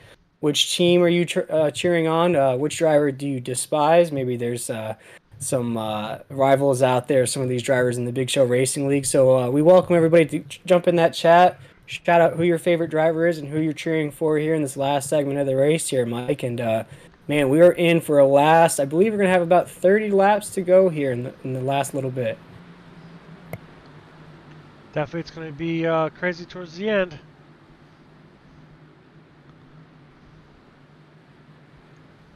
We have been in for a treat all night long, and big shout out to Ray Garcia. He is the commissioner of the Big Show Racing League. He is the the guy who put all this together for these drivers here tonight, and we appreciate for having him on, or having us on the broadcast here tonight. We appreciate broadcasting these races for Ray, and every time we're on, it's always a treat, and we have seen some really competitive action here tonight, Mike, and these see a lead change almost every couple laps. Yes, you know, when one person takes the lead, we're noticing, you know, pushing over and going around them. But you know what I noticed is, take a look at that third row. We have a bullseye on him. That sponsored 10-4 broadcasting of Mitchell Adams. We've seen him in plenty of the wrecks early on, but he's back up there. And Mitchell Adams, as I mentioned earlier in the broadcast, he is a member of 10-4 Broadcasting here, and gosh, he came into this race colder than an iceberg in the ocean because he had no practice sessions, no really anything in these chassis and these cars built by Ray Garcia. But man, he has jumped into this race here tonight and really showed out in his heat race, and now he's racing top 5, and we'll see if he can bring home that prize to 10-4 Broadcasting. Looks like the pace car is off, and we're about to go green, and we'll give you laps, sights, and sounds of Daytona.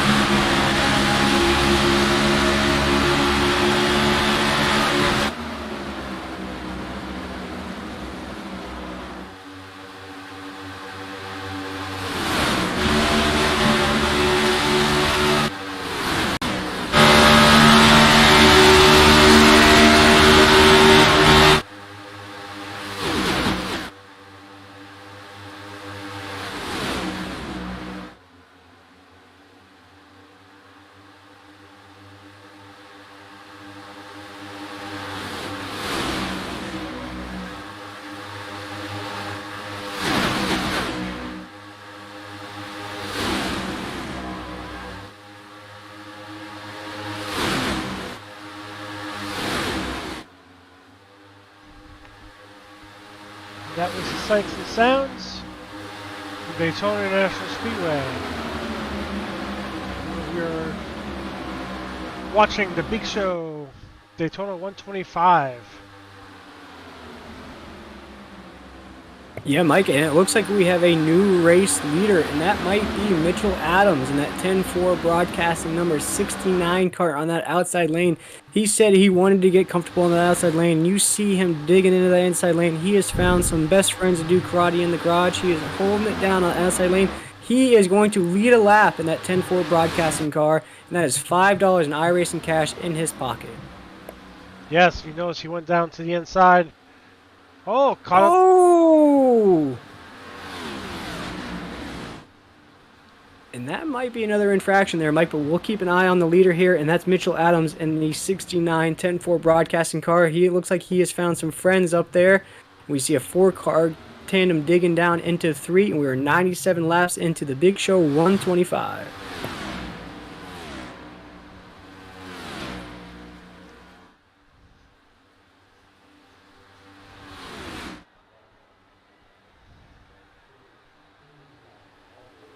4-car breakaway.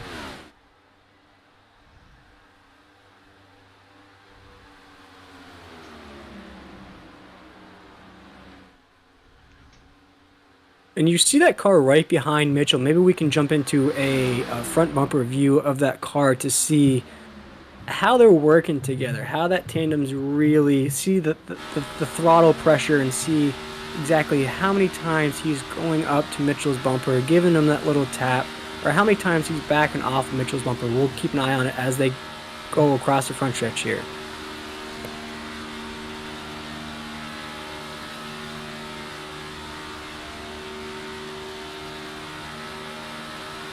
And you see him, Mike, he is keeping a distance there from Mitchell, and it's one of the things we talked about in the broadcast here with these next-gen cars.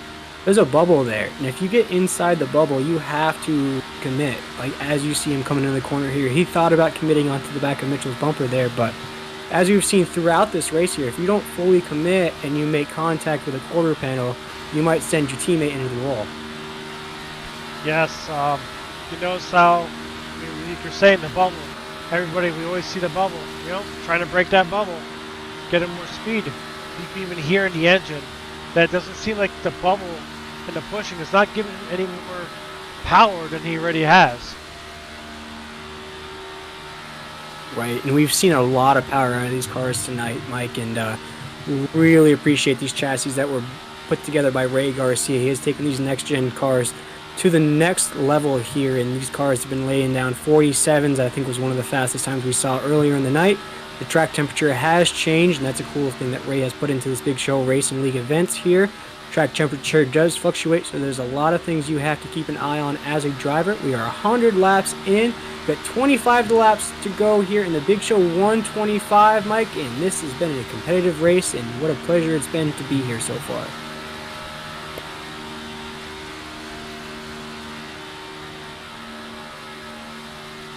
And you're keeping an eye on the battle for the lead here. This is a competitive battle here. This is the top two. And as we mentioned just a little while ago, we have a tandem that has kind of pulled away from the rest of the field there, Mike. And as I'm looking at the grid, I think 8th is about 11 seconds or 10 seconds behind the rest of the field. 13 seconds is what I'm seeing on my grid there. And we do have another caution out on the racetrack here, and that should bring everything back together there, Mike. Yeah, I was just going to say, you know, I mean, we see it, you know, the past couple of cautions, what happened? The front pack got away, but happened to get yellow flags to bring everybody closer. You know, I had a feeling that 2 cautions ago, you know, the field, that big pack would have caught them. You know, hands down. Not only caught them, they would have went by them like they were sitting still. Now we see, you know, there was what, 4-car battle, maybe a 5-car battle with the lap car. You know, that, I think, you know, the caution by the league officials was definitely a great call to bring everybody back together. So I think everybody was broken away. There we go, and we appreciate that inside Mike. And as we're taking an opportunity to do so, do want to give a shout out to our Stage 2 sponsor, and that is TS Transportation Services. They care about your cargo, so if you care about moving stuff, care about moving it the right way, go give them a look-see or a call. We have their phone number right on the screen here during our broadcast, or go check them out on Facebook, Google, all that good stuff. They care about your cargo, so definitely go check out our Stage 2 sponsor, TS Transport Services. And while we have an opportunity to do so, Mike, I'm going to see if I can't get our race leader to talk to us over the radio and see what his strategy is going to be with 25 to go. Sounds good.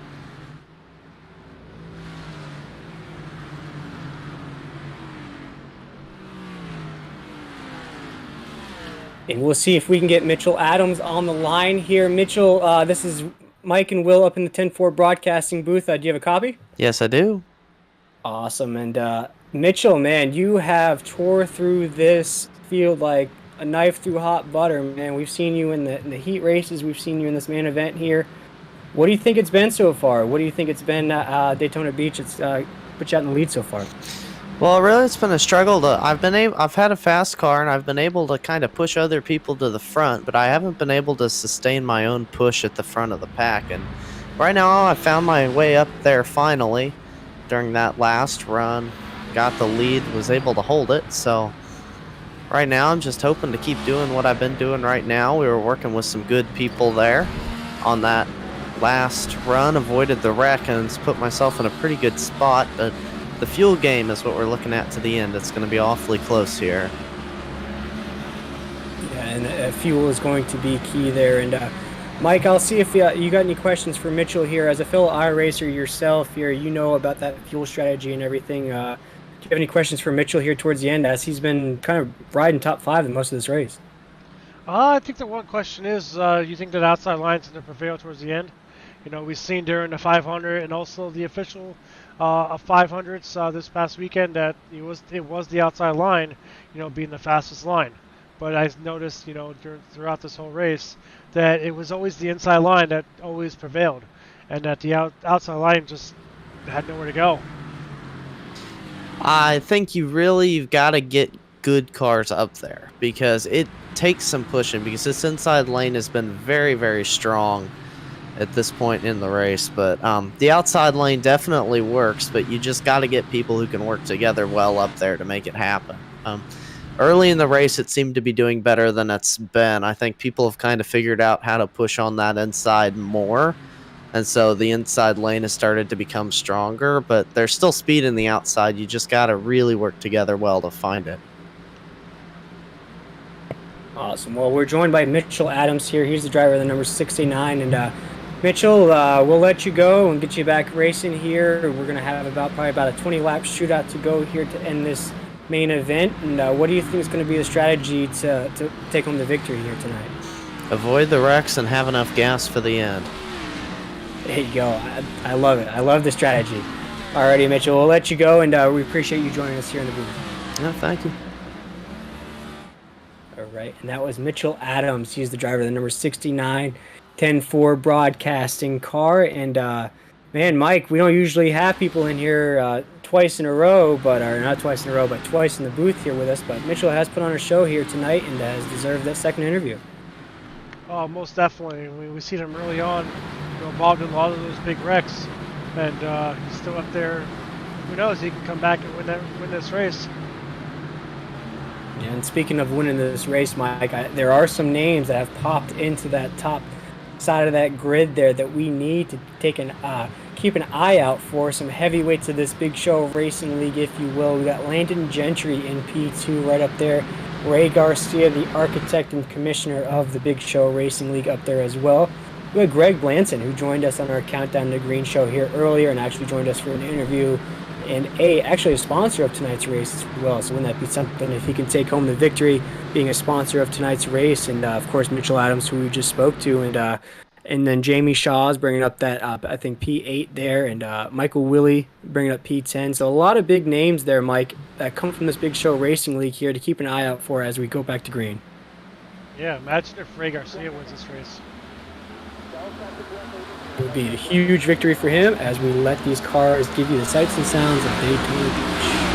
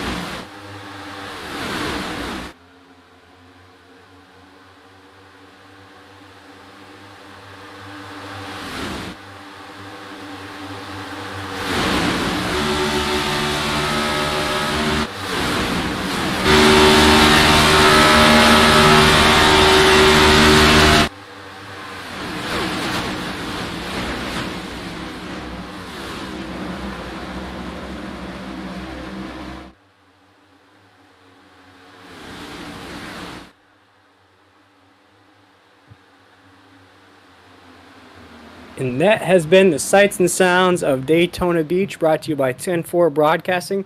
We are live here at the Big Show 125, live, brought to you by 10-4 Broadcasting on Facebook and YouTube. And we have a new leader, but a guy who's been up in the front pack most of the race here tonight in the Huskins in that 420 machine. He is leading that pack. Choice of lane, the inside lane, wouldn't you have guessed? He is leading that pack down to 3. Right now, digging on the inside lane, but he does have Jamie Shaw right behind him. He has come up from about, I think, P8, P9 to work his way up to the top there, and he is fighting for that lead position. And he is another sponsor that wants to take home that victory tonight in the Big Show 125.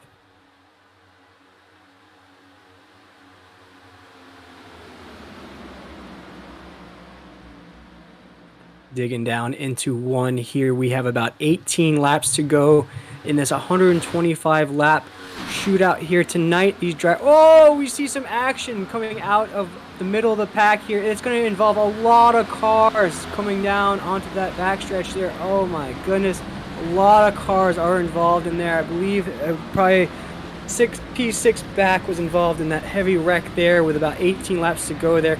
We'll see how this field shapes out as we see more cars get caught up in the carnage there in the corner.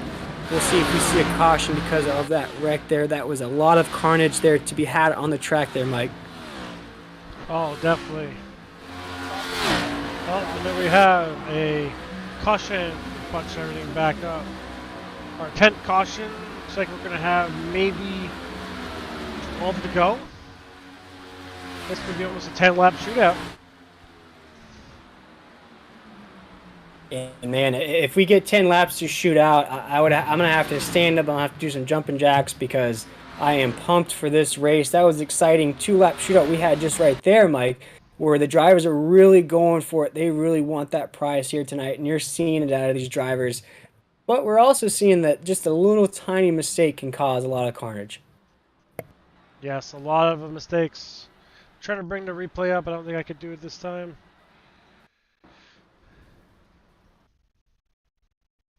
Oh, maybe there we go.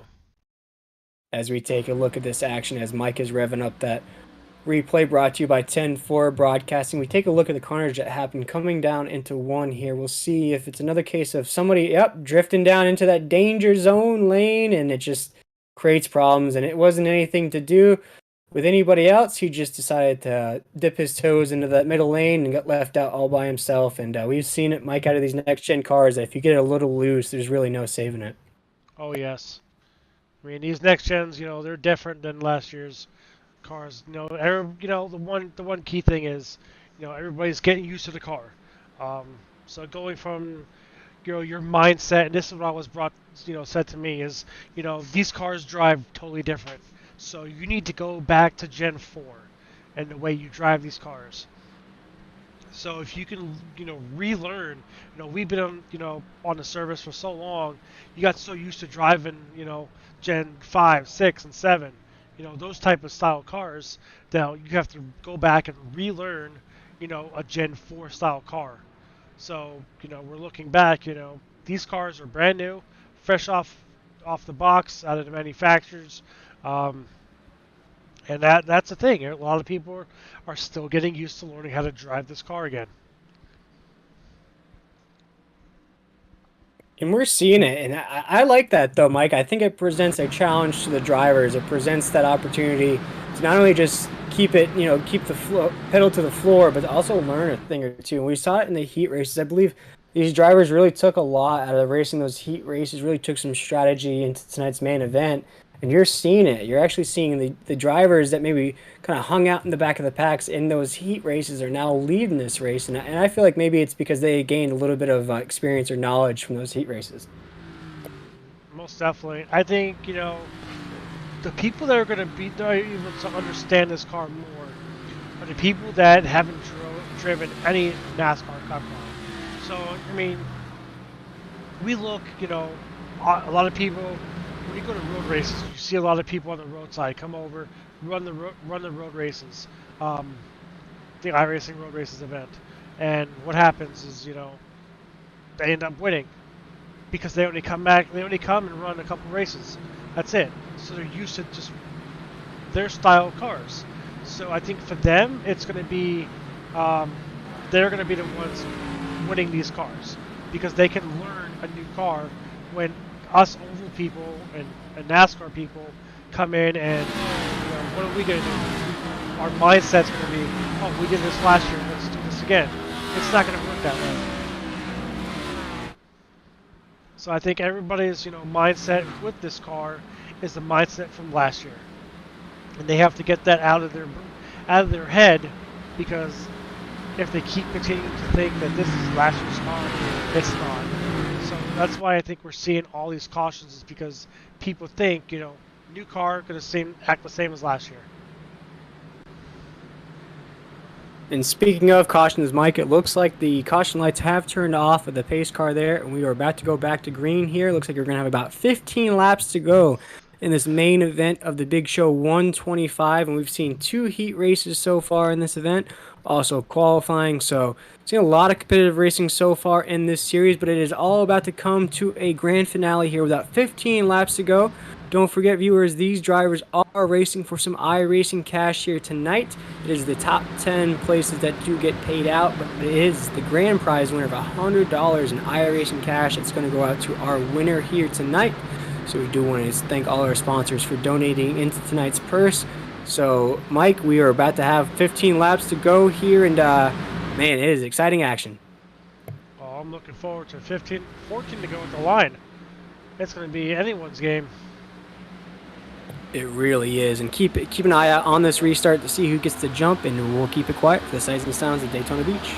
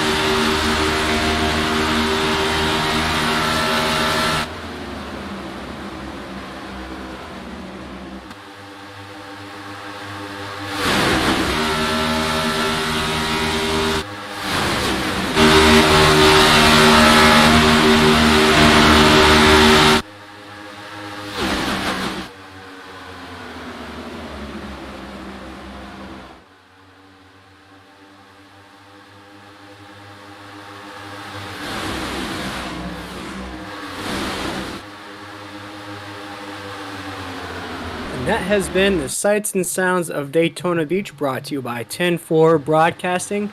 We have 12 to go in this main event of the Big Show 125, and it looks like we have a new leader on the track there, Mike. I believe that is Woody. Yes, number 18 of Terry Woody. And as we've mentioned in the broadcast, if Terry can keep that car out there for just one lap, Terry is going to earn $5 in iRacing cash in their pocket if they can just keep that car out front. But it looks like we have a lead change coming down into 4. I think it's going to be Stewart living that high life, as he always should. He has dropped down into that inside lane to block off Woody in that bottom position. But we have a new race leader coming to the line. I think it's going to be Forsyth. Forsyth is going to take that line there as a new race leader, and they just earned $5 in iRacing cash. Meanwhile, that outside line is trying to get aggressive.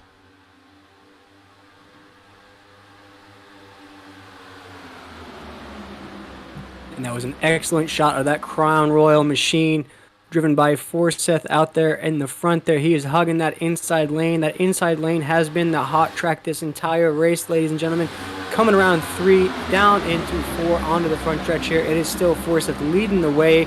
He is pulling away with Stewart there in that second position. He has been living that high life all night long, and that machine has been running top 5 as he goes to the outside to try to make a pass here at the line.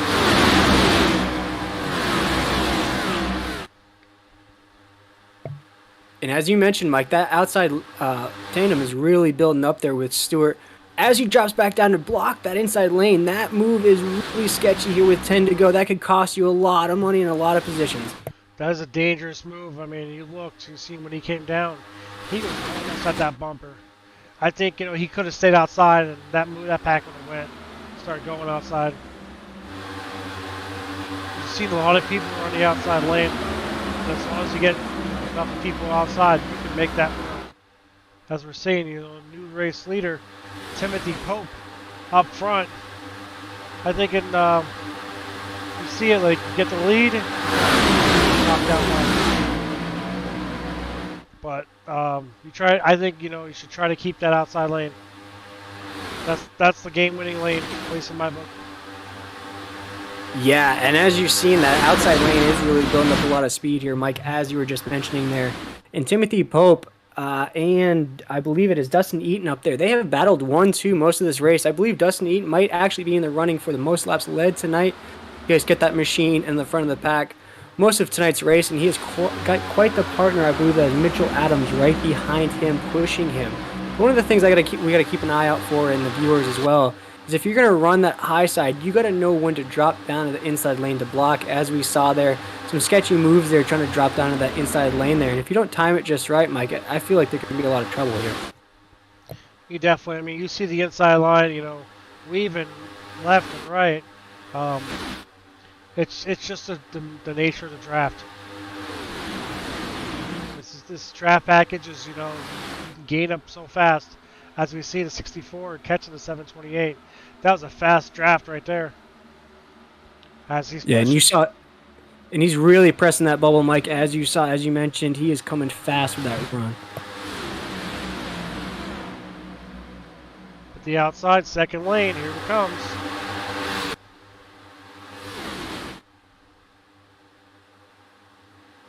And new leaders.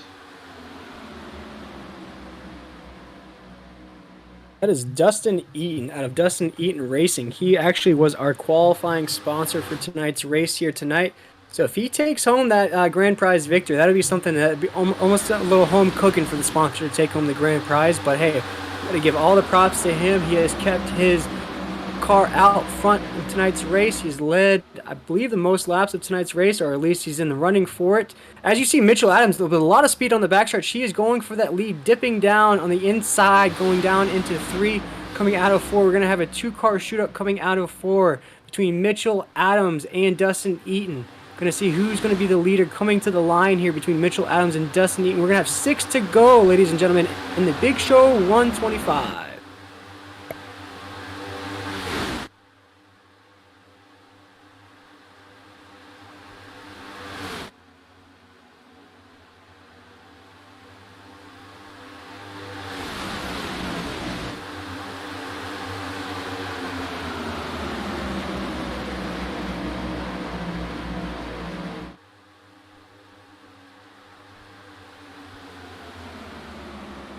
You see a few cars trying to stack up behind Mitchell to give him that push coming down into 3. We're going to have 5 to go when we cross the line here. Mike, who do you have an eye out for with only 5 laps to go here?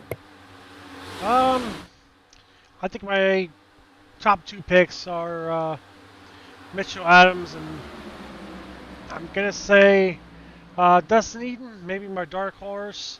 I'm going to say Jeremy Shaw. Back there in 19. Whoa! As you're seeing contact between whoa, big wreck coming down into the corner there. As you saw contact between the leaders in that front pack. See a lot of big names caught up into that wreck there. It's like Mitchell Adams might be caught up in that 69 car.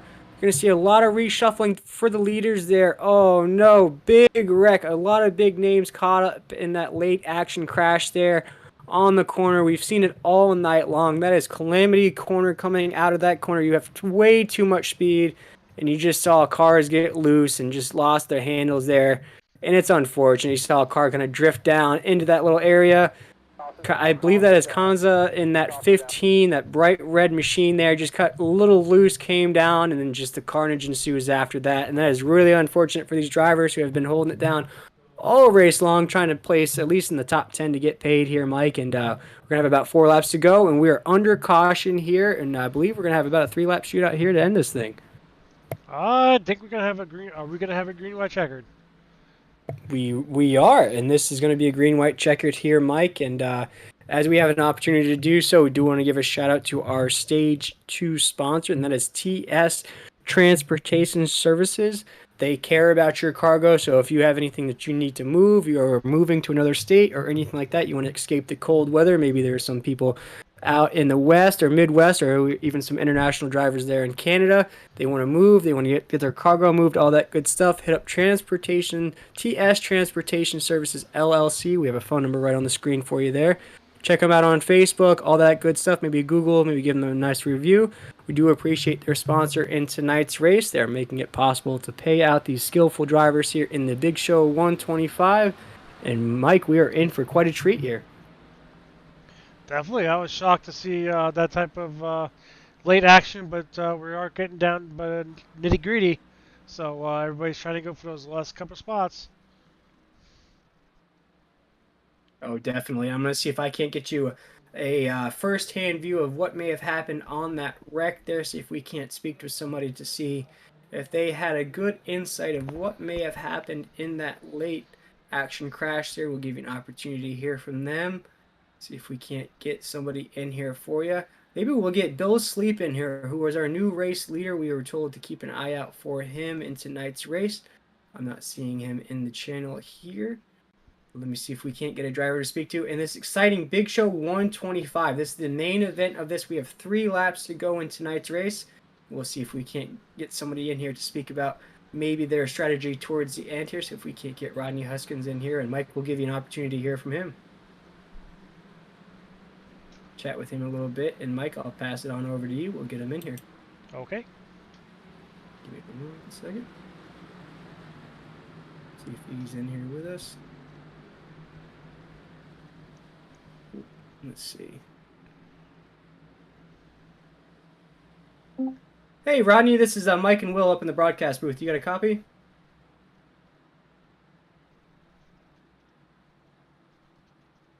Hey, Rodney, this is Will and Mike of 10-4 Broadcasting. You got a copy?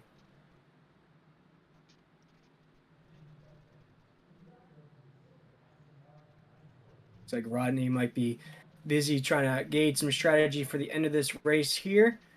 See if we can't get... I don't know if I have any friends, but we'll see what happens in the end. There we go, Rodney. Hey, Rodney, you got a copy with us here. This is Will and Mike here up here in the 10-4 broadcast booth, and I'll pass it over to Mike, see if we can't get information out of you to see what's going to be the strategy to win this race. I'll just hopefully be in a good position to make a pass there at the end. I know you don't want to be leading the race, because I feel you'll be a sitting duck. What do you think, Rodney, is going to be the key to this race? Keeping it clean and having a friend at the end. Well, I believe lights are out in the pace car, so we're going to let you get back out there and hopefully bring out a checkered flag. Yeah, cool.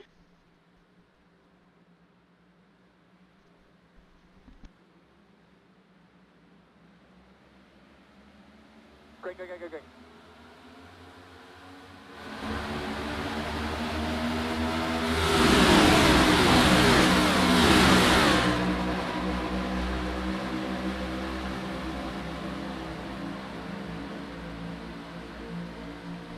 And we're green with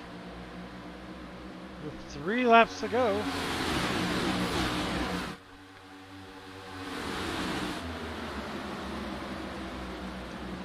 And that was the voice of car number 420, Rodney. As we got a new leader in that 68 car. Followed by Timothy Pope. At the outside line. Oh, as we have a crash behind. Yellow flags. We're going to have our 12th caution as we have a crash coming to the yellow flag. And we'll have another caution there, Mike, and looks like we'll get some overtime in tonight's Big Show 125. I wonder if these drivers have enough fuel to the end. And that was one of the things that we had Mitchell Adams in here for a interview. He had spoken about what his strategy was towards the end of the race, and that was one of the things he was keeping an eye out for, was that fuel strategy. So we'll see if these drivers have kept that in the back of their heads here for the end of the race.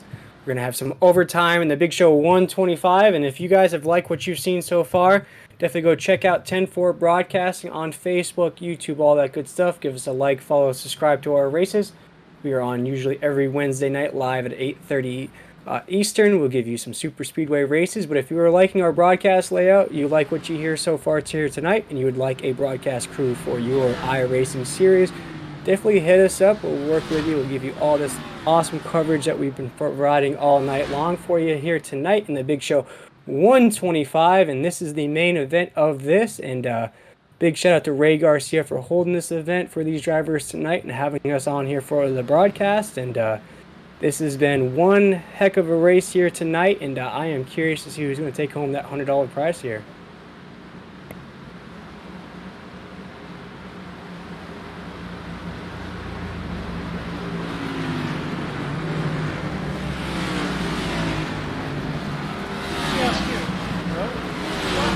Race. Who do you think is going to come up with 3 to go? Dark horse for me, I mean, looking at that grid and the drivers that have really run really competitive, I know we just spoke with Rodney Huskins there. He's in P3. One of the names, I think Stewart's been racing really well on that Miller High Life machine, but keep an eye out for Ray Garcia or Greg Branson there. Some of the names that are in the back of the pack, they're going to try to work their way up here to take this victory, but anything can happen, as we've seen Mike. We've seen wrecks, we've seen lead changes, we've seen cars not hitting square up, causing big carnage here on the backstretch. So we'll see which car can keep it clean, and we'll see if we see any more exciting racing here towards the end. And I'm sure we'll see some big moves, unlike the heat races where they were calm and collected crossing the line. I'm sure we'll see some big moves crossing the line here. Oh, definitely 3 to go. And think about this. If I'm not mistaken, first place is $100. For second through fifth, it's $20 each.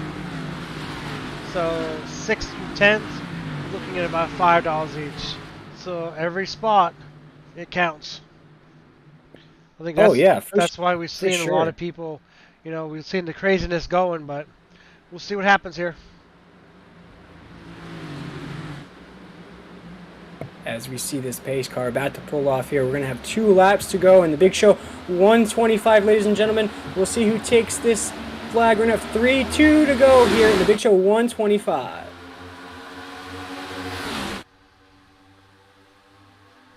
Looks like we're seeing that outside line picking up.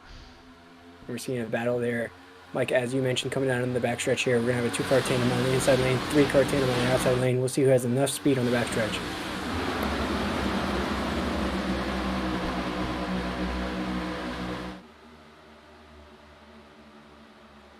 A lot of checking up going on that backstretch.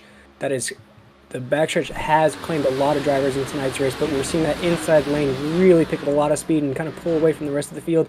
We'll see if that outside lane decides to stack up and see if it has anything for this lead pack. But we're about to cross the line here, ladies and gentlemen. 1 to go in the Big Show 125. Who is going to take home this race victory here tonight?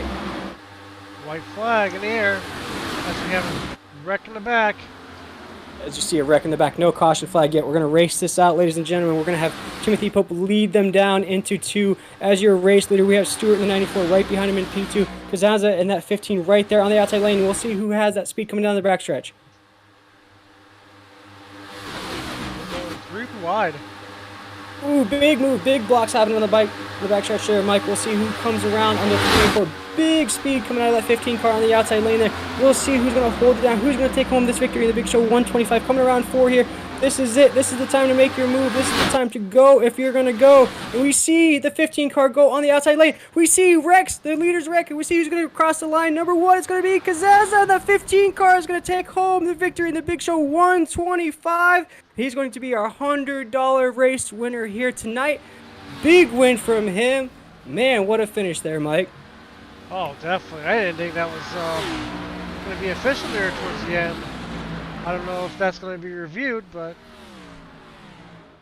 I think if that's 100% official, I think number 15 of John Kazanza with the $100 victory.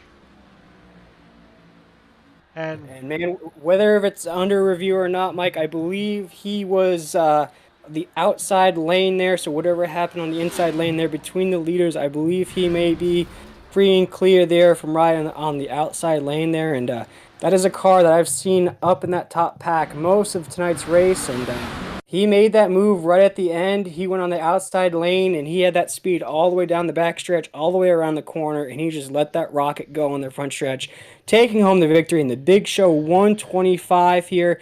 He goes home $100 richer in iRacing cash. As you see, he is free and clear on the outside lane there. Had nothing to do with what was taking place on the inside.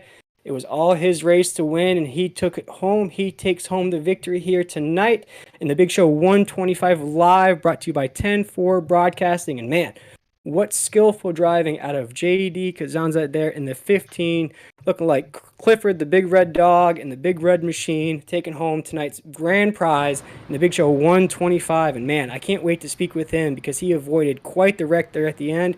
He was free and clear, and he comes home $100 richer.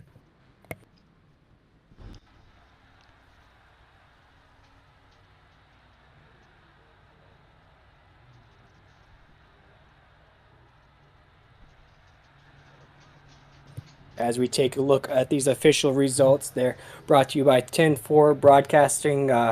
Mike, what a race there, man. What a race. And we saw some really skillful driving out of these guys. oh yes, definitely. I thought Ronnie was going to come back and get that victory. Getting Mitchell Adams, I was rooting for him towards the end. Again, my long shot was Jeremy Shaw. He didn't make it there at the end, but you know, definitely great hard racing.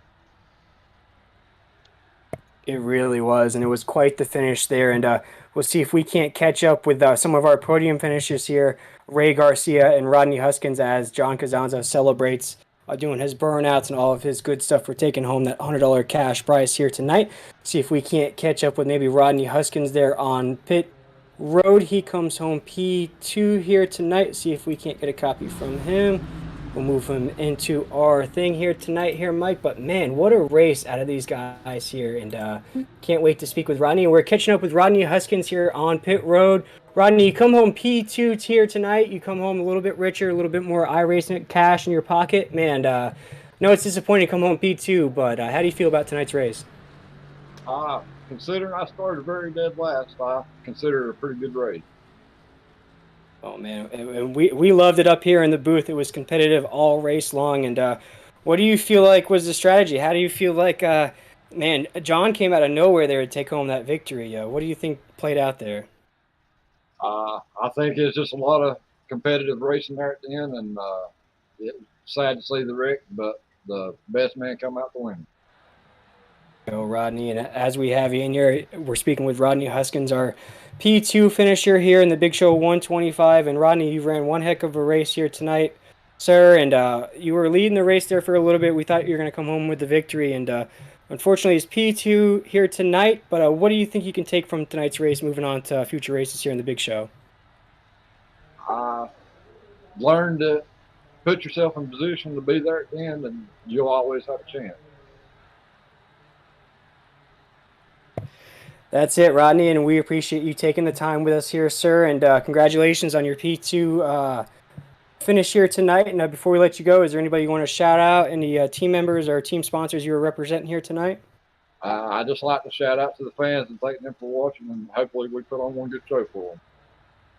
Yes, sir, we appreciate it. And that was Rodney Huskins, the driver of the number 420 machine, and we appreciate you joining with us here tonight, Rodney, and you have a great night. Hey, I appreciate it. Good night. And that was Rodney Huskins. He comes home P2 tonight. Man, what a race from him, Mike. And I know you were cheering him on here towards the end. Oh yes, him. Like I said, him and Adams were my two picks. Again, the dark horse was Jeremy Shaw. I think he would have been definitely the good one at the end. Sucks that he didn't get the finish that he wanted, but definitely cheering for Huskins to win that race.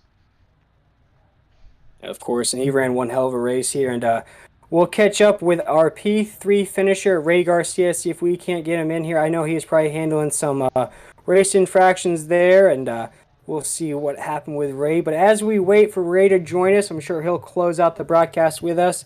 He is the commissioner and architect of the Big Show Racing League here.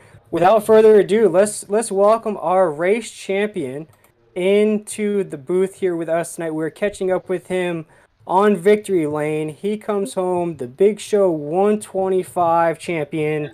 Man, you come home $100 richer. You got that iRacing cash in your pocket. How does it feel to be the winner tonight?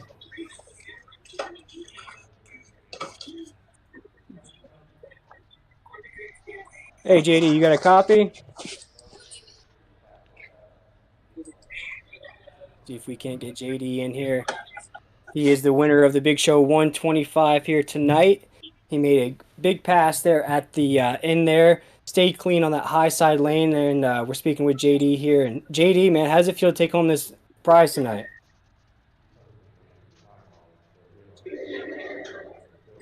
I don't think JD's with us here.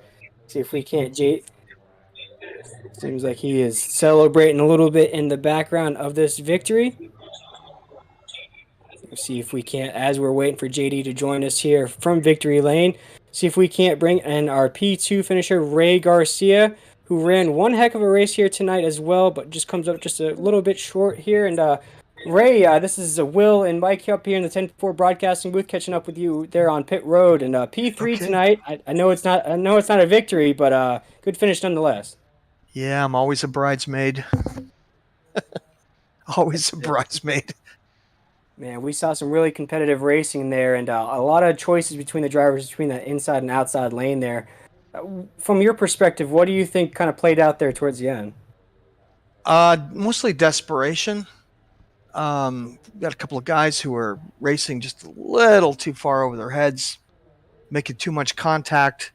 That started right around lap 65. We had some really just bad passes and bad bump drafts. As it started to sort out there in that last 10, though, it looked like it was going to stay green until that the front went too wide, and then there was a bad bump, and everybody started spinning. We started going to the green-white checkers, and then it was just a matter of survival at that point. Yeah, we're speaking with Ray Garcia. He is the commissioner of the Big Show Racing League here. He is the reason why we are all here tonight for the Big Show 125. And Ray, I know P3 is not where you wanted to finish here tonight, but very competitive action here in this Big Show 125. How do you feel about how everything played out as far as the cars and the competitiveness goes? The car was handling very well, very fast. We were running some very quick times. We were down in the 46s. The high line would have worked, but a lot of guys were giving up on that high side too early, trying to get to the bottom, and as they were forcing their way down, they were getting into accidents. The drafting still needs work. Bump drafting is still bad. We talked about that in the beginning of the race. Still guys hitting each other too hard, hitting them off center. And, for myself, I ran as high as P2 early and then got caught up in somebody else's wreck, went to dead last, lost the draft, worked my way back, got back to P4, got caught up in that other big wreck, went back to dead last. And to come back to P3, I feel it's a lot of work. Oh, man. And we saw it. We spoke to Rodney just a little while. He comes home P2 tonight, and he was speaking about how he came from dead last all the way to finish P2. So probably our biggest mover of the race here tonight, Ray. And speaking with Ray Garcia, he is the commissioner of the Big Show Racing League.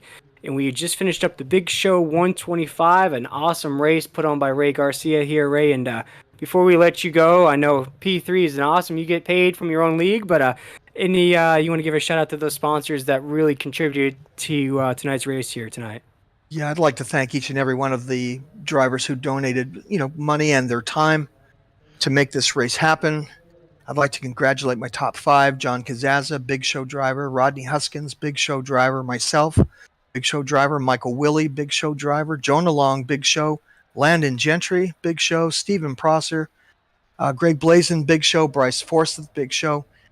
To have so many of our guys in the top 10, that's pretty remarkable, for all that action that was happening on track. I'd like to thank all those drivers who just showed incredible patience throughout the day, throughout this race and working their way to the front, even though they were at the back. We were on the radio calming everybody down, trying to keep everybody calm. As I always tell them, just stay calm, work your plan. We had a great pit strategy plan. Myself, Landon Gentry, Heath Rutherford, Michael Williamson, Michael Willie. We were short pitting on these yellows, taking fuel, and we kept making up spots on pit road. So that was really good work. Michael got dumped there at the end. He was running, I believe, P3. Greg Blazin was up there in P2. We thought one of those two guys were going to come away with it, but they went 3 wide and they ended up going backwards. So sorry we couldn't drag them up with us. But we were giving it hell, I'll tell you that. And man, we saw it there with about 10 to go. We saw the action really pick up. We saw a lot of cars get loose and go into the wall there. We saw the cautions really rain down there with 10 to go. We're speaking with Ray Garcia. He is our third place finisher in the Big Show 125. And Ray, this has been one heck of a race here tonight. We're trying to see if we can't get the race winner in here for an interview. I know he's probably busy celebrating, trying to figure out how to spend that $100 in iRacing cash, but man, what an event tonight. And you got to be proud of not only your Big Show drivers, but the drivers that really showed out tonight. And I know one of our drivers, Mitchell Adams, he came in pretty cold. He did an awesome job racing here tonight. But I want to refer to that last little action there coming out of 3. We thought there might have been a little infraction going on, but it looks like John just kept that outside line and just kind of rode that all the way to the finish. Well, what ended up happening is that when they wrecked somewhere, we were around lap 96, there was an accident, and I wanted the race to end under green flag conditions with green flag stop in there. So I threw the caution at 101, which meant that most of the drivers, if they didn't pit on that yellow, would be 2 laps short. And coming out of that corner, most of those guys who were in the front ran out of fuel. So that's what caused that melee there at the very, very end. We had cars out of fuel who were in front because they didn't pit. So pit strategy worked for us, but it didn't work for those who ran out of fuel there coming out of that corner. No, and that was one of the things that Mitchell Adams had mentioned to us while we got a chance to interview him there. And before we let you go, Ray, is there anybody you want to I know you mentioned the sponsors there, and without the sponsors, we wouldn't have the purse here paying out to the drivers here tonight. Ray, is there anybody else that you wanted to give a shout out to, or anybody that you wanted to mention before we let you go? I just want to thank JD Kazaza for being with the Big Show for well over 2 years with us. He hangs in there week after week. And I'm happy and proud that he won the race. Also for Rodney Huskins, who comes to the practice sessions with me in the mornings when we're testing chassis. I'm glad he was in the top 2. Michael Willie and Landon Gentry for working with us. Greg Blazin, Michael Williamson, Heath Rutherford for sticking to the plan during the race and getting ourselves up there to the front and give us a chance to win at least. Yeah, and we were speaking with Ray Garcia. And Ray, not only are you a driver here in this Big Show Racing League, but you are the architect, you're the commissioner, if you will. For those who enjoyed the action tonight, really enjoyed the format and these chassis that you built, how would they get involved in the Big Show, and how would they learn a little bit more information about what you do and this league that we showcased here tonight? Well, on the weekends, our races are always on the hosted section. You can always see the Big Show name up there. Just come and join us on the weekends. We typically run races at 2 p.m. Eastern, 5 p.m. Eastern, and 8 p.m. Eastern on the weekends. Our regular, just standard races. And then at the end of the month, we have one of these big races. So we kind of build up to it from the beginning to the end of the month. Next month, we go to Talladega. We'll start all over again, work on the chassis, get races up next weekend, and get everybody tuned up, ready for the end of the month in March coming to Talladega. But you can find us on Facebook at The Big Show, or find us on our Discord, which you can get that information on our Big Show Facebook page. And you can also find us on TikTok and Instagram. We're almost 400 members strong, and like I said, we take all skill levels. We're not looking for any certain kind of driver. We want drivers who take it seriously and want to develop with this league or with this community. We're a development league, so we're happy. We're happy being a development organization. Definitely, and we've seen the action, we've seen the progression out of these drivers that you have in this league. And Ray, we appreciate you joining us. And P3, quite a finish here tonight, and we'll look forward to the action in March. See what that 00 can do. All right. Well, thank you, boys, at 10-4. Thank you, everyone. Tim, Mitchell, Will, for doing a great job for us, and we'll catch up with you next month. Yeah, and as we let Ray go here, he's our third place finisher. Catching up with Mike. Mike, I believe you're in victory lane with our race winner, JD Kazanza. You got a take for us? Yes, sir. JD, you there with us? Yeah, hello.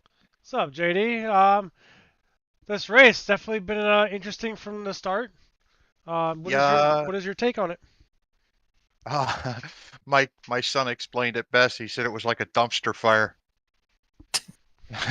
It was interesting. I was in the back of the pack most of the race.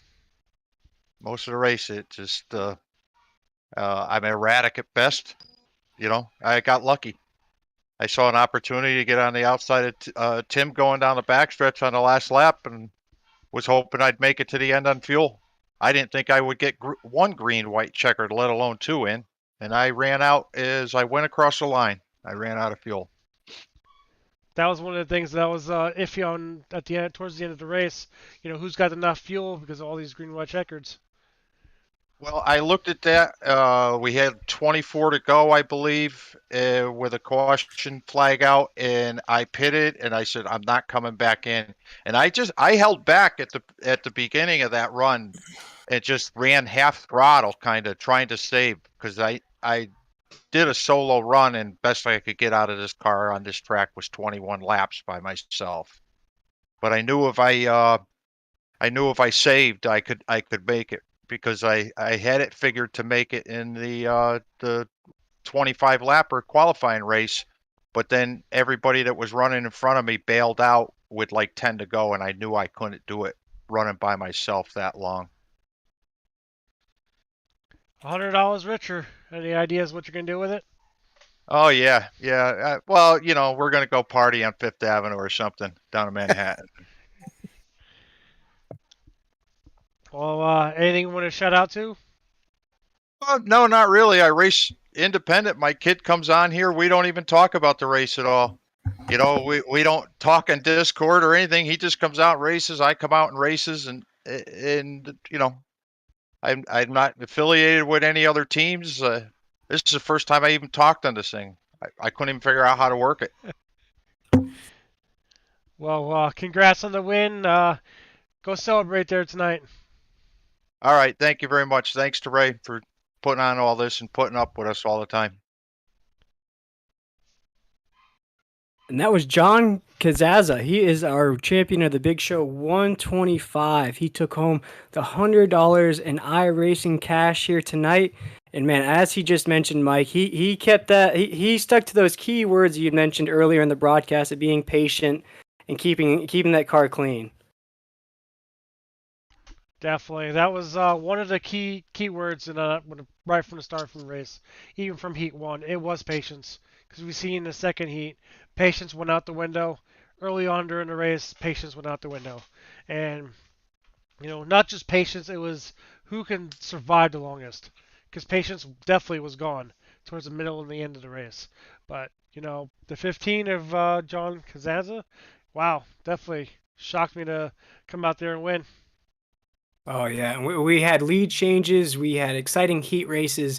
We saw different strategies being played out. We saw pit stops come into play here, Mike. And before we let everybody go, we do want to appreciate everybody for tuning in to 10-4 Broadcasting here tonight. Like I said, if you like what you see here tonight, definitely go subscribe to us on YouTube. Follow our Facebook page for more iRacing content and action coming out of 10-4 Broadcasting. And before we let everybody go, we do want to give a special shout out to all of our sponsors here tonight. that have made it possible to pay out the top 10 here. And we'll start off with our first sponsor of the night was Dustin Eaton Racing. He sponsored our qualifying session of the night. Just to run through a little bit more, we also had Shaw Racing, who was our stage number 1 sponsor there. We also had In Honor Racing, was our heat number 1 sponsor. We also had TS Transportation Services, was our stage number 2 sponsor. And we can't forget to mention Greg Blazin, who is a U.S. Air Force veteran, for also being a sponsor of tonight's race, making it possible to pay out these drivers in that iRacing cash that they all race for here tonight. And we appreciate everybody tuning in to 10-4 Broadcasting, and we'll see everybody Wednesday night at 8:30 live here at 10-4 Broadcasting, and we appreciate everybody for tuning in here to the Big Show 125, brought to you by the Big Show Racing League and Ray Garcia. And again, this has been Will Tiller and Mike with 10-4 Broadcasting, and we hope everybody has a great night, and thank you for tuning in.